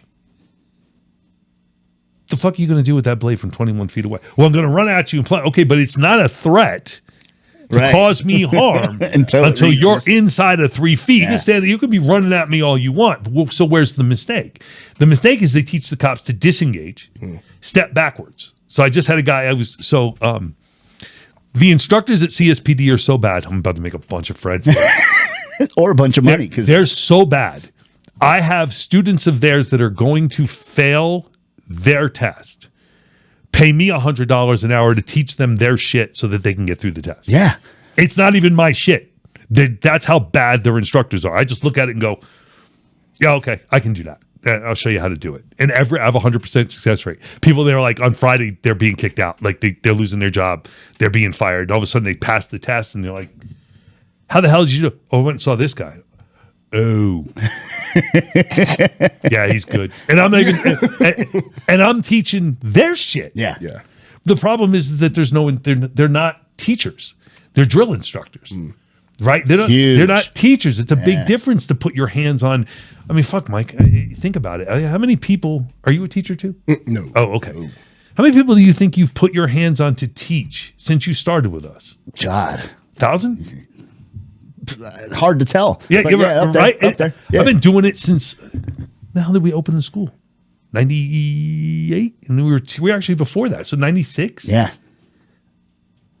Dude, I've trained, I can't even count. In all seriousness, that 100 number I gave you for law enforcement and military special operations teams, dude, that's a guess. Yeah. It's way over that. That was the number I was using a decade ago. Yeah. I don't know if that's still true. I've been to Thailand since then, working with the Aliyahs, working for the State Department. Yeah. I have no idea what that number is. 100.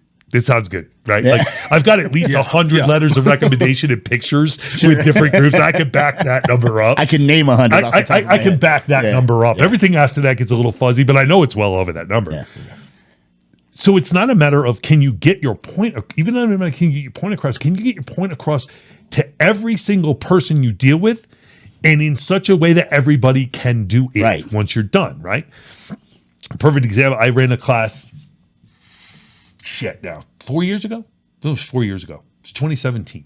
How long is that? That's 5 years ago? 6 years ago. Yeah. Oh, Jesus. Yeah. God, it's 5 years ago. Yeah, it's 5 years ago. God. And in the class, I had the DEA's international instructor team. So I had 3 members from that. I had PJs. I had SF. I had two SEALs. One SEAL. EOD guy.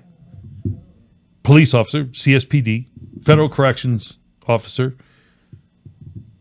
2 martial arts school instructors. And a chick who does yoga that wanted to teach some women self-defense in her where she lived in Maryland. That's the scope. Yeah, the spectrum of it. Yeah. From high-level operators to some chick who doesn't do anything. And by the end of the class, all of them had it. Yeah. That's skill. That takes Yeah. skill, man. It's not. It's the system. It's the teaching skill. Okay. Okay. It is. There is. But it's not, I'm not. You know this, right? I don't think I'm that much better than everybody else. No. I don't. It's the systems. People talk about, no superior systems. There's only superior practitioners and people who train harder. No. You're dealing in the fighting world. Right. You're not dealing in the self-defense world. In the self-defense world, it has to all be about systems. It can't be about skill. Skill is a test of what? Size, right? Because we weigh in first. Yep. Right? And I don't give a damn how heavy you are. You're 5'6", and the dude you're supposed to be fighting is 6'7". There ain't nobody putting you in the ring with that dude. You're a trainer. Fire your trainer and your promoter if he does. Yeah, it's going to be. It's going to go all bad, right? And like I say all the time, right? Manny Pacquiao getting in the ring with Vitaly Klitschko. Vitaly Klitschko's been retired for God knows how long. Yeah. Right? And Pacquiao just retired a couple of years ago. You make an argument he should have retired before he retired. But one of probably the most explosive and dynamic boxers of our time, right? Fighters. Absolutely. Right? Best boxer of our time, you probably agree with me, right? Mayweather. Yeah. He's probably the best boxer. Yeah. Period. Yeah. Pacquiao or Jones Jr. is probably the 2 best fighters. Yeah. Right? I would have to go with Roy. They could do it all. Yeah, I was gonna say Roy. They Yeah, could Roy. slip. They Yeah. could move. But when they hit you, man, there was power. Yeah, you don't behind want it. to get knocked hit by out. Roy Jones, man. Right? Yeah. So, but he just had raw talent. They were just raw. Those guys tend to be your better fighters if you look at them. They were just raw talent. Absolutely. Just God-given. Absolutely. Right? Boxers like Mayweather. Mayweather learned how to do that because he kept breaking his damn hands. So he couldn't keep doing it the way he was doing it. So he had to switch. And there's nobody better at what Floyd Mayweather does than what Mayweather is. Yeah. Right. Anyway, so you have the how was I with that? Oh, so the differential. You can be successful if you are learning a system that checks the boxes. Right? Because if I just keep, let's say you're freaking Superman or you're a crackhead, right? We don't really have crack out here. Was it meth? I guess you're meth, right? Yeah. We don't crack. I'm dating myself, right? Nobody does crack. Damn it! anymore. What's in that glass pipe? I don't know. Crack? No, they don't have crack. Yeah. Crack's high level compared to meth. Like you're that's like where cocaine used to be to crack. It's crack to methamphetamine now, right? Anyway, 1980s kid in the city, right? So you have the level of you hit the guy and he doesn't respond. That's okay. I don't have to take you out with one shot. If I just keep checking those boxes, you start to fold You're fine. you start to fold biomechanically. Yeah. Down like an accordion. Yeah. Because I just keep taking a little bit. It's one of my favorite movies. You ever see Robin Hood, Prince of Thieves? Yes, Kevin of Costner. course, of course. Yeah, freaking fabulous movie, right? Yeah. That movie's awesome. It's got it all. Yeah. And at the end of the battle, he chops the guy's hair off and he holds it up to him and he says, "I will take you a piece at a time if I must." That's kind of what we do. We don't try to check all three boxes with one shot. Could they? Sure. If my thumb gets wet, vision, breathing, and balance, all checked, you're laying on the ground, this is over. Yeah. But we don't count on it. It's always the next thing, and I'm always looking for the next opportunity to check that next box. And again, I don't care what it is, I don't care how I do it. It's just got to be done. So the system is what makes me good, right? I mean, I've got stuff that will drop your jaw. Like, I mean, I put my hakama on in my belt, get a really good uki out Man, let me tell you something, man. and just start. Every time you Chop say, suey. if my thumb gets wet, my toes just do this. Because I'm just like, man. Because it's all I'm looking for. Yeah. It, And I'm like, it's what I'm looking for. If you stay at a distance, I know what that is. And I'm I just actually, like- it was funny because I asked Couture, we were having that conversation I was talking about earlier, and I said, "Listen, Randy," I said, "You got to understand something. There's a difference." Yeah. I said, "The difference is, if all I put in my mind is I'm going to gouge you in your eye, or I'm going to bite a piece of your body off, how do you win?" To his credit, you could see him. He's looking. He's trying to find a way through. He's trying to look at it. He's like, he goes, "Well, I guess I can't." And I'm like, "Right." He goes, "But you can't either." And I said, "This is why you tell me. This is how I know you don't understand self-defense. The second you don't want to keep continuing this, I won because I didn't want you in the first place. Yeah. You wanted me. I don't have to kill you.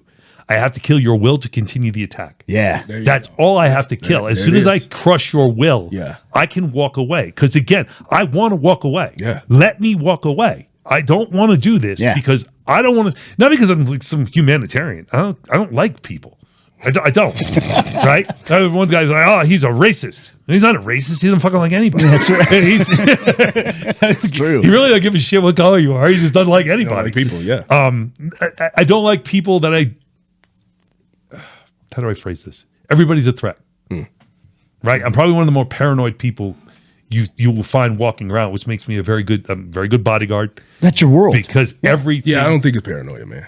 I think because of where I grew up, when I grew up, I think you learned. Yeah. Your environment. Yeah, sure. Yeah, Yeah. you know, Environmental. keep your head on a freaking Yep. swivel because you don't know where it's going to come from, especially Yeah. once you step out of your safety zone. Yeah. It's coming. Yeah. Just when? Where's it coming from? How's it coming? As soon as you're comfortable, you're vulnerable. That's when you got. Well, and that's Yeah, that's letting down your that's not understanding the environment in which you're operating in. Right. Right. What do most cops die of? Complacency. Yeah. Comfort. Yeah. And most of them will tell you where they lose it and where they end up getting in trouble is because they've stopped 1,000 cars. Right? It's the guy's going to be a dick, and you already have the routine of how this is going. Yeah, in the back of your mind, you're going, this could be a problem. Well, yeah, okay, but every interaction with every person that you don't know could be a problem. That's right. Right? I don't think that people, and the really arrogant ones don't at all, they don't seem to understand it doesn't matter what you think you're going to do if I go first and I don't stop. Right. Yeah. Right. Like you could be walking down and you think you're having the conversation. The person who's going to get you isn't the one who's going to telegraph that you're in a fight. Yeah, no. The one who's going to get you is going to ask you for directions, or the biggest thing is, I remember this was the thing in the city, and again, adjusting everything. Now, people would walk up and say, well, yo, man, you got the time? See if you got a watch on. No, head goes down. That's it. That's what they're looking for. They see the watch. Like, how the hell do you miss this? Yeah, right? I got a Big Ben on my freaking wrist. Yeah. Right? But they're looking for that. Oh, yeah. So immediately I started teaching all my students what? Show them the watch. No, put it right up in front of you. Right? You want to go through, you got to come through me. I got the game. And most of them realize when you got the game, they go, okay. Yeah, you got the game. And they just walk away. Like, oh, thanks, man. Yeah. Right? But if they open themselves a window of opportunity and you open it for looking, that's when you're going to get it. Yeah. Right? And it could be something, and I've seen it, like cops.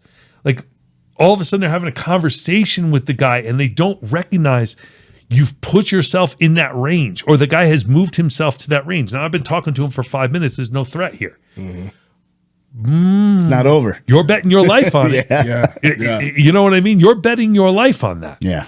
Right? And then when they try to close, there's that critical distance, right? So I asked this of my cops the other day, and it applies to students. It applies to anyone, right, in the self-defense realm. People talk about that, the reactionary gap. Right? Like in fighting, it's however, depending on the ring and what it is you're trying to do, but you want to stay out of range. Right. Right? Out of range. Most people don't define what that range is. We do. We define it at 3. Cops define it at 6. They call it their 6-foot reactionary gap. And I asked somebody one time, I said, whose 6 feet is it? Well, that's interesting. Is it yours or is it mine? Yeah, yours is, yeah. Whose 6 feet is it?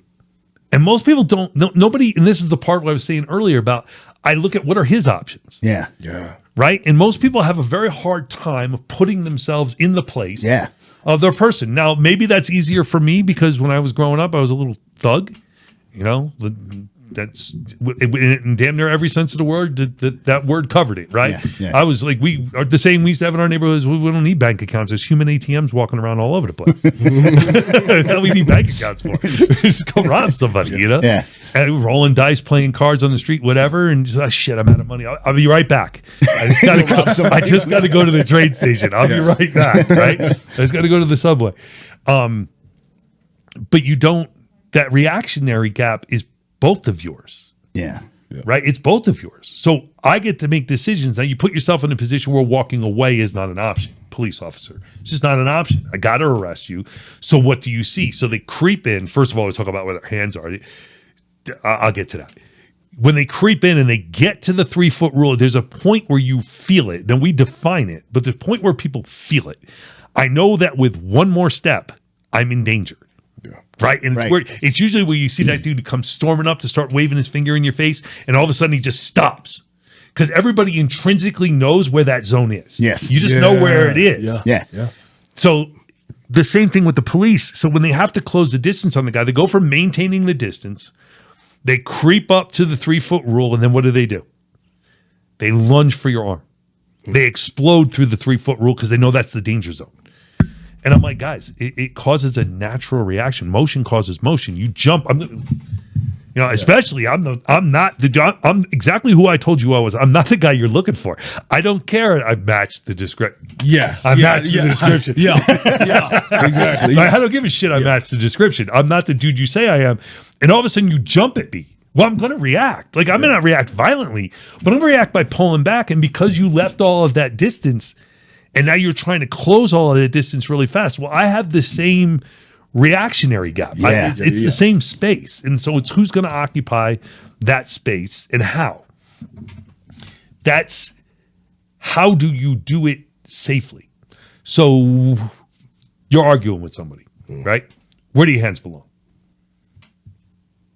Where do they belong? Yeah, sure. We're sitting there and we're arguing, right? You took my fucking parking spot, blah, blah, blah, blah. I drop an M-bomb, the whole 9 yards. Where do your hands belong? That's interesting. Probably if I drop an M-bomb. I'm just I drop an M-bomb. Probably you can ask him, man. I'm so weird, man. When people do stuff like that, I'm like, okay.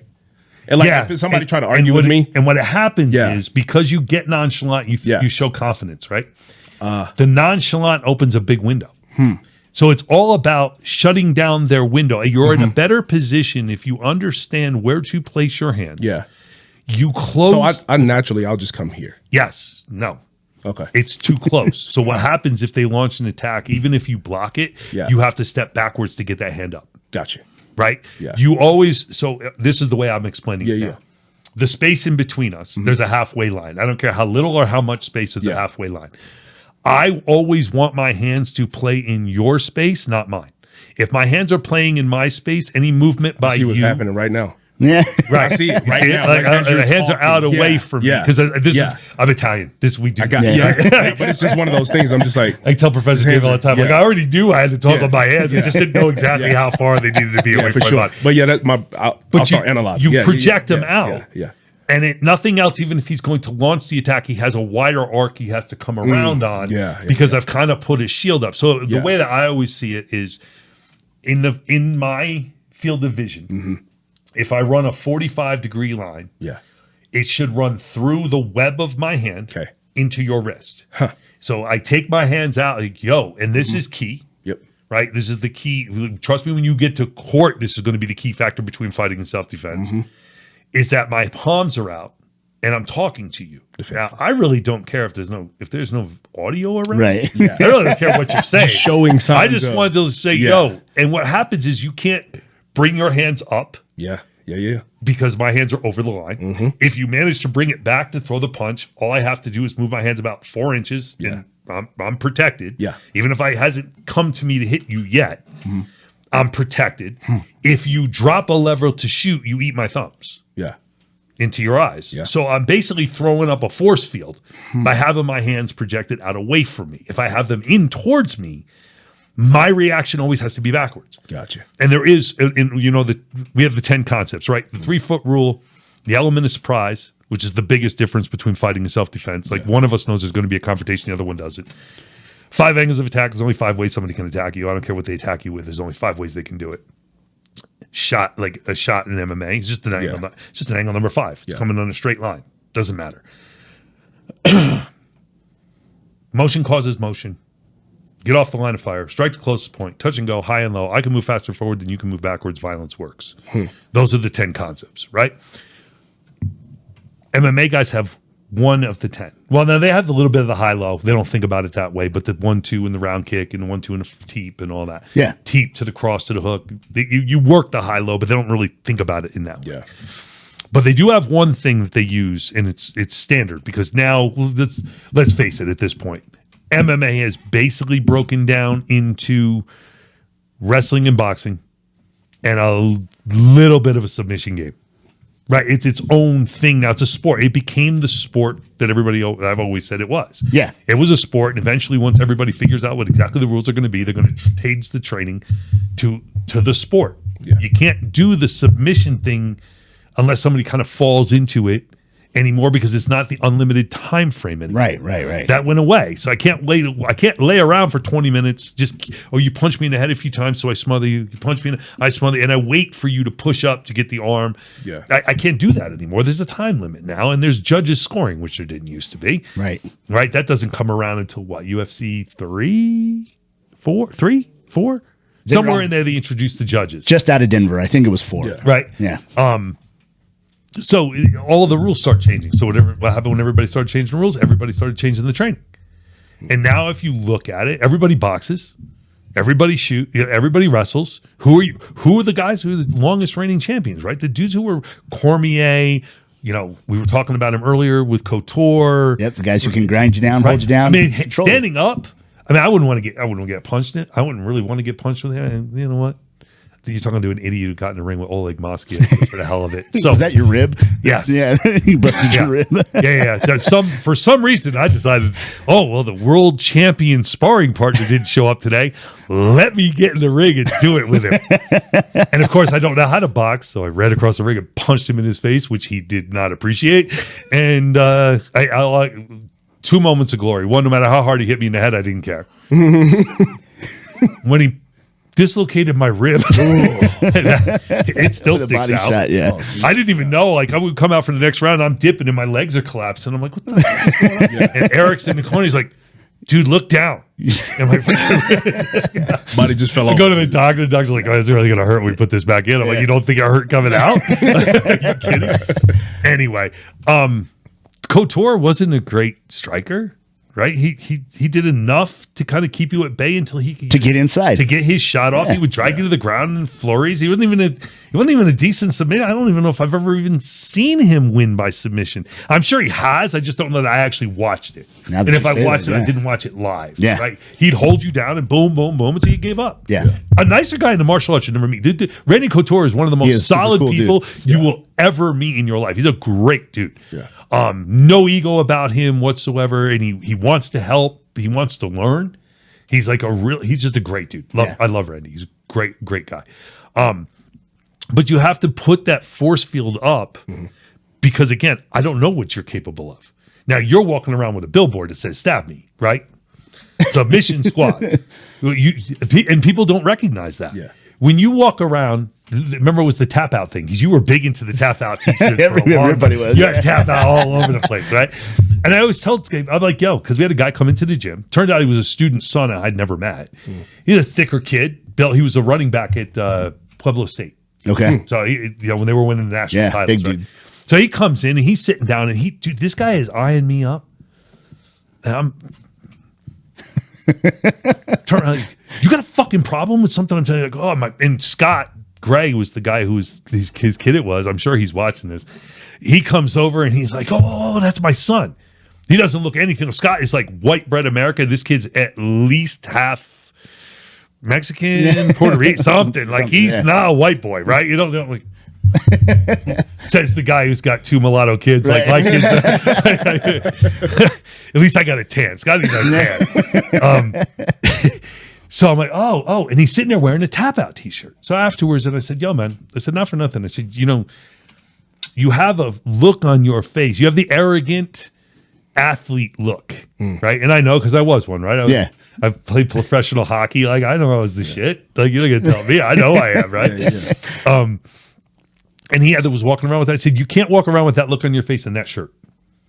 I said, because somebody's going to test you. Do you train? He's like, no, I don't have time for that. I'm like, then take the fucking shirt off. I said, because I'm telling you now, what's going to happen is you're going to throw that attitude at me. We're going to have an argument because I bumped into your car because I was not paying attention at a light and thought you went and you didn't go and boom. And you're going to get out of the car and I'm going to see the no neck and I'm going to see the big traps and I'm going to see the freaking t-shirt.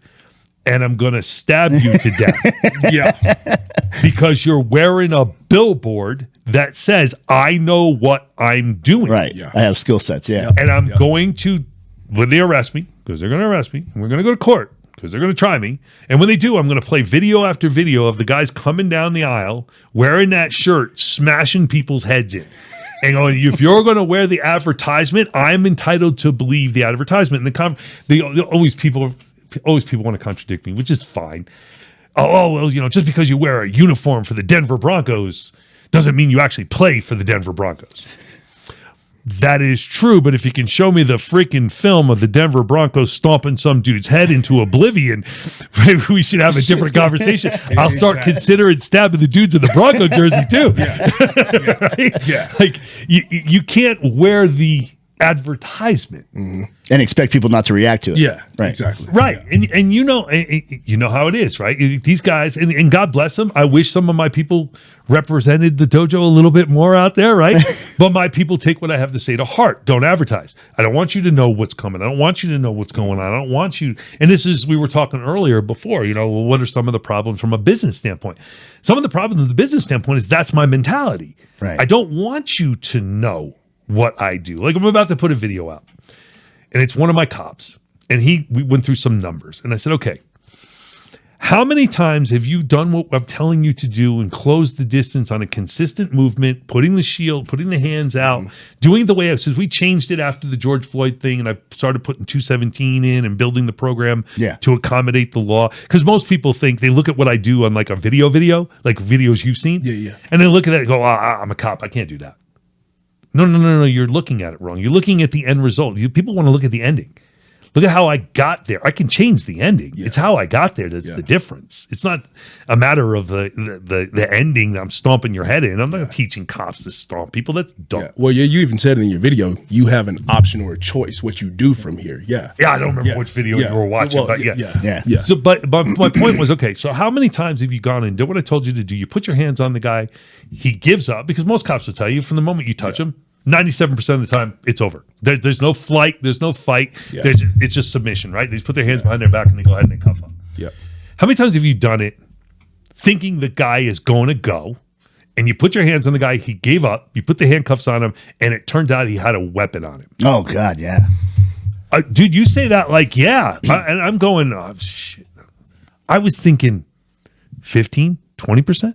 It's got to be higher. It was 60. Yeah. He's like, oh, yeah, 60. I'm like, this is a guy who's been in the department a long time. I'm like, how many people you arrested? He's like, well, I don't know. 1,500? Something like that. And I'm like, 60% of the 1,500, you put your hands on the guy. 800 times that fucking right. weapon. And I said, well, hold on a second. I said, okay, how many of them do you think, if you hadn't approached it in this manner, how many of them do you think would have gone for it? He goes, I don't have to think. I ask him.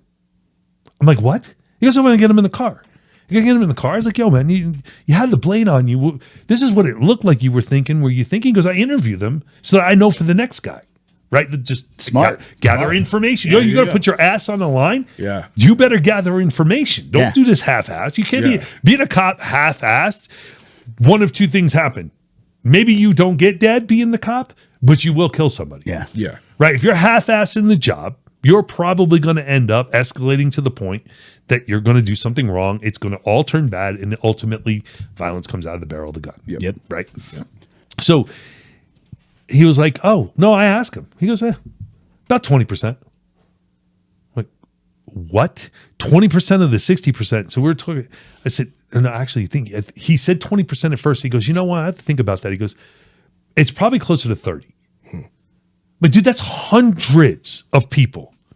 Yeah. He's like, yeah. He goes, yeah.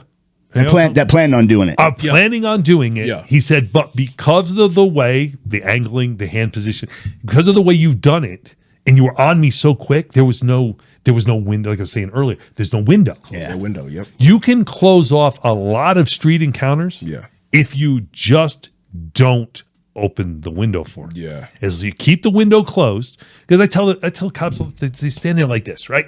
And they put their hands out. What is this? Oh yeah, that's aggression. What is it? Yeah. It's not aggression. It's a specific thing. What is it? I don't know. It's close. It's being closed off, right? It's a training scar. This is their Sewell position for the gun. Oh, okay. Yeah. This is the way they teach them to stand. They get into their ready to interview. They call it the interview stance, which is really it's a way of saying a fighting stance. One foot's front, the other foot's back. Oh yeah. What foot is back? You're dominant. Yeah. Which is usually right foot. Right foot usually, or your gun side. Oh yeah. Oh, okay. Yep. Yeah. You're dominant, right? You put that in the back, right? Yeah. Why? Okay, you got to retain the gun. Yeah. Why do I put my hands here so that I can trap down the gun if the guy goes from the gun? The guy's 10 feet away at this point, but we'll leave that out of the equation. Yeah. You know, if Flash Gordon is going after it, you got a problem anyway, but whatever. But it's a range training scar because they teach them this. Yeah. Everything. Yeah. Everything That's here where everything goes. push up, right? Yep. 1, 2, 3, 4. Yep. Right? Everything does it. It's a training scar. And they don't even recognize it. I said, so think about it in this manner. One, at some point, I know I've got 7, because this has happened to one of my guys, right? I got 7 felony warrants on me, right? Like you just happen to come across me. I know I'm going to jail, and I'm going to jail for a really long time. Yeah. Like, let me rephrase. I'm not going to jail. I'm going to prison. Yeah. Right? Yeah. And you're standing there talking to me, waiting for some information to come into your ear from whatever you called out. You haven't made a determining factor just yet. With your hands down here and your hands like this. Well, okay, because what I talked about before, instinctively I know from your hands to come to here to block, you have to step backwards. Yeah. I get the movement forward. And I meant to say this earlier and I never got around to the point. Wrestlers have one of our concepts, but they use it to a T, I can move faster forward than you can backward. Right. That's their concept. Yeah. They run that all day long. Yeah. That's their go-to. Anyway, back to the thing. At some point, why not punch you in the head? What is it? One more felony? Right. It gives me one more charge I can plead down to. Yeah. Right. At some point, when you add them up that many, I'm just doing math here. Okay, well, I could get this down to like 5 years. I'll plead in the assaulting the police officer thing because that's always good. They want that. You start negotiating out, but I'm doing it before you even put the cuffs on. Right. Yeah. But if I just don't take the shot, if I don't have a window to take the shot, I won't make the shot. Right. Do you know what I mean? Yeah. I won't make it happen. But at some point, why not punch you in the head? Right? I'm going to go in and join anyway. I might as well go with some street cred. Right. I shatter your face, tap dance on your head a little bit. I'm going in to join with a lot more street credit if I just turn around and put my hands on my That's right. Yeah. And people don't get that. They don't get that their body position and where it comes, not even just what they're doing, but where it comes from. Why are you doing it? Because they don't want anybody shooting themselves in the hand on the range. So they have them keep their hands close to their body. Or the worst ones, have you seen these dudes yet? Where they hook their thumbs in the body. Oh, my yeah, God. yeah. Every time I drive by, I actually did it. I was driving by the, I was Colorado in 20, Colorado in Cimarron? 30. Oh. Colorado in 30th. Okay. 31st. Yeah, whatever that is. yeah. And the cops are standing there talking to this homeless dude, and two of them are standing there. I rolled my window down. Pick your fucking hands up, you idiots. Like, what are you doing, man? Right? They're all just standing there like having a conversation. And again, the guy probably was approached for whatever he was doing. The guy complied. It's a wellness check or something. And, Hey, no, because of where they were standing, he was probably causing a problem in the parking lot of the business that he was in, and it got moved out onto the sidewalk. I try to put pieces together as to where they are and how they are, and in a flash, it looks to me like he was probably a problem for that business. Two cops contacted him. He probably complied and moved off the property, and the cops let the car down. What do you know is true about a homeless person? They're crazy, probably. They don't have anything to lose. A lot of them, they're all armed. It's true. Every one of them has a blade. True. That's true. Yeah. Every single one of them has a blade. And these cops are standing there talking to this dude like this. Yeah, I'm going to stab you in your neck. Yeah. Are you out of your mind? Like, what is wrong with you? I got to have you talk to Ty because he's working security downtown for some company that's what they deal with is the homeless people down there. So Ty's walking around downtown making sure they're not. We used to do that. Yeah. And then we should not doing the aggressive panhandling thing. Yeah. He's working for like, what is it? It's I have no idea what the name and is. I can see the symbol. I see their logo. I know who they are. He's supposed to just make sure nobody's doing drugs or sleeping on the sidewalks or anything like that, and then ask them to move to the park. And if they don't move to the park, he's got to involve the police. But he's not supposed to do anything physical. But I told him, I said, that doesn't mean that you're not going to ever have to. So there's going to be confrontation. While we were doing that patrol, because we started that, it was Christmas time. The original program for that was started between Thanksgiving and Christmas. It was before they started setting the rink out. That came the following year. Oh, okay. We took over doing the security for the rink as well. just to clear downtown. Basically, it was to stop the aggressive panhandling. Yeah. If you couldn't go to one of the shops, the people on Tejon were pissed because as soon as the people started showing up there to go shopping, the homeless people come fly, and you can't do anything without going. Right. You know, at the time, the laws didn't. The no sitting law didn't apply. Yeah. The no camping laws, they weren't around yet. So we were there to just kind of move them along. Two of my officers were attacked by guys with knives. Yeah, see, I got to have Two you of talk them. to Ty. I got to have Two you of talk them, to Ty. and a lot will be how, right? It's the same. It's the same way like a corrections guy. You got to talk to people firmly. You got to get them to do what you want to do, but you got to treat them fairly. Yeah. You can't go hot and cold on them. One day you're cool, one day you're not, and it's through their eyes, not yours. Right. Right. That's again. Consider the other man in the equation. Yeah. But then just close the window. Yeah. Right. How do I talk to him to get him to do what I want him to do and never open the window that he could jump through? Yeah. Because you can't just throw him against the wall and frisk him down and see, I'm going to hold on to this until you do what I want you to do and take his knife away. No, they're all armed. Yeah. Every single one of them, the guys that I know that work on the hot team, the guys that are students of mine that work on the hot team, will tell you they do not pull anybody that isn't armed with a blade. Wow. Right. And why is it always a blade? Take it a step further. Why do homeless people carry knives? I think it's the easiest concealable thing. Maybe. Just watch some dude just beat some chick to death with a hammer the other day. Oh, shit. Damn. No. Yeah. Remember pre-attack indicators? He had a weapon. She didn't recognize it. He went to pull on the freaking purse. She pulled back, and he hit her in the head with a hammer. Damn. Over and over and over again. Because, like, once I hit you once, I might as well make Might as sure. well, yeah. Oh, I definitely want to make sure you don't remember what my face looks like. Yeah. Yeah. You know, Jesus. right? And he knew exactly where the camera was. God. He knew exactly where the camera was. When he turned around and had to go back towards the camera, he had a hoodie on, right? Be wearing the uniform, right? Yeah. I don't care what color you are, but if you're wearing the uniform of a hood, I'm going to treat you like a hood. That's right. I don't care if you're white, black, it don't matter. You wear Timberlands and your pants down halfway off your ass and a freaking hoodie, there's a gun in that fucking equation somewhere. I don't know where it is, but it's in there. Yeah. No, because if they had a firearm, yeah. they would have sold it. They would have pawned it already. Yeah. Right? Anything they came across that had that much value, Yeah. they would have pawned it. Why don't they pawn the knife? Because they're going to get, Yeah. what are they going to get? $1 for it? You've got the whole set of steak knives. You might get $10. Yeah, I was gonna say right? $10, yeah. The flash, oh, that's really nice. It was a $300 steak set. Yeah, we'll give you $10. Yeah. Right? They would have sold it for the drugs. They would have sold it for the food. Let's say they're on the up and up. They're not alcoholics. They're not drug addicts. They're not crazy. They just like living in the street. Yeah, okay. They would have sold that shit for the cash already. Yeah. Right? So the knife is easy. You can steal them from a restaurant. Then the restaurant ain't even going to know it's missing. Yep. Right? Like you go somewhere and get something to eat and just pocket the knife, right? Like I don't know if you guys ever do. You've been down on your luck for a minute. Yeah, of right. course. You steal the salt and salt and pepper shakers. Stole a lot. Right. Silverware. Like it just fold up the napkin and put my guy. I didn't get no silverware. Yeah. They would bring me another set. Right. Yep. And you're ordering water and eating the free bread so you can dip out without having to pay anything. Maybe you order a Coke just so you're not gonna get stuck with no bill. Right. But I'm just collecting shit at this point. Right? Yeah. Because they can just pick it up. It doesn't take anything, and technically, it's not. It's a tool, right? It's like, is it? We go back to what we were talking about earlier. I'm the weapon. I don't care what it is. I remember when we were Professor David's first trip out here. We're coming from San Diego. 9/11 has not happened. This is 99, right? We're doing a seminar out in San Diego. That's a whole nother story. We'd need another hour. Anyway, both of us forget to take our knives off when we get to the airport. Oh, shit. Now, Professor David looks like Billy Blanks. Yep. That's who the people thought he was. Oh, that's amazing. Right? He's like, oh, yeah.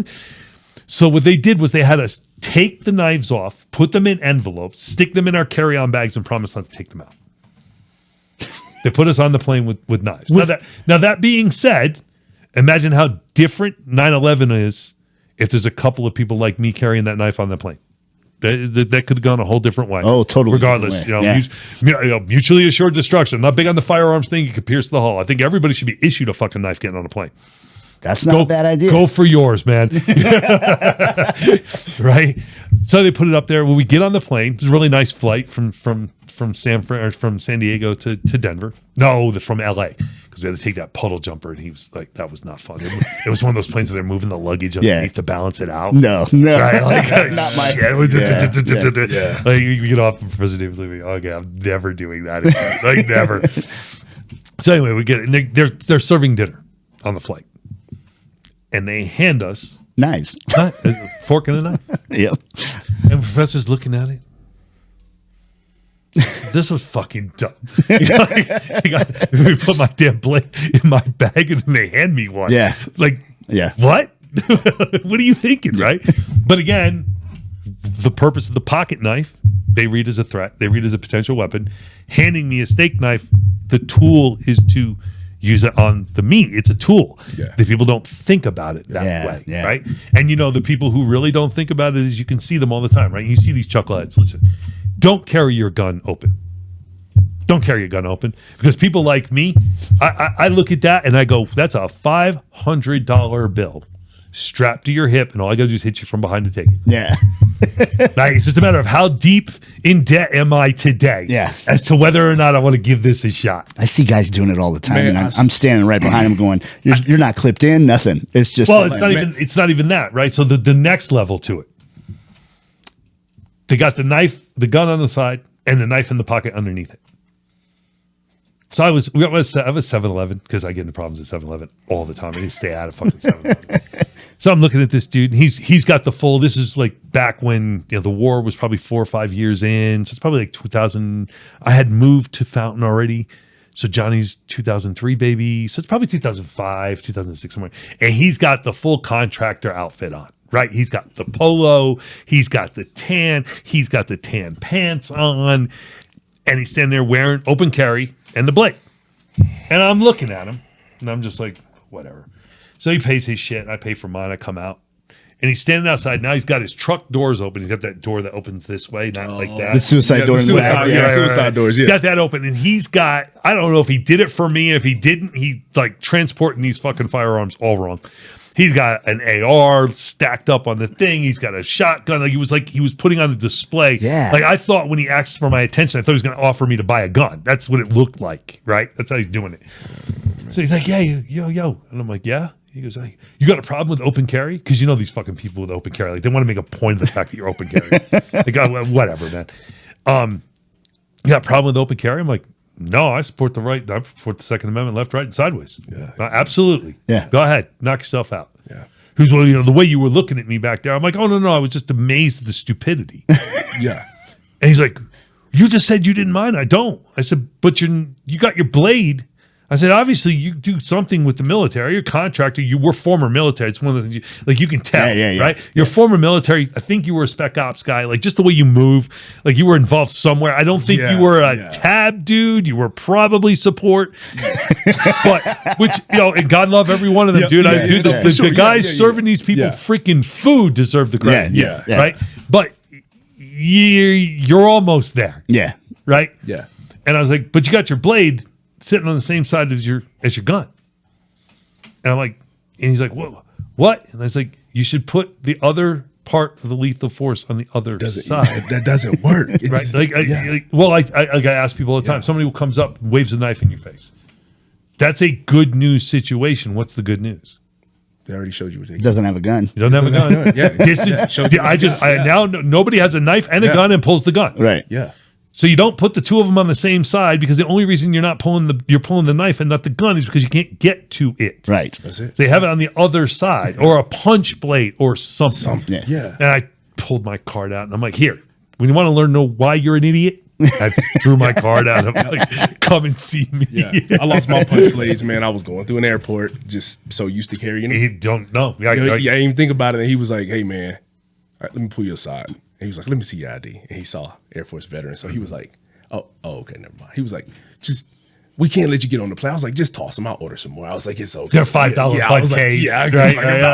You know what I mean? But like, I kid you not, man. Last night I went up to Interquest. Same thing happened, man. I pull up to the restaurant, this guy, and what really got me, and I'm like, first of all, I'm like, man, why is this dude open carrying? Why? Why are you open carrying? Well, now he's sitting to where the main aisle is the hip that he has his pistol holstered on. And I'm like, you do realize coming, going, or either direction, you're sitting, situational awareness. And he's just sitting open. I'm like, you don't even have your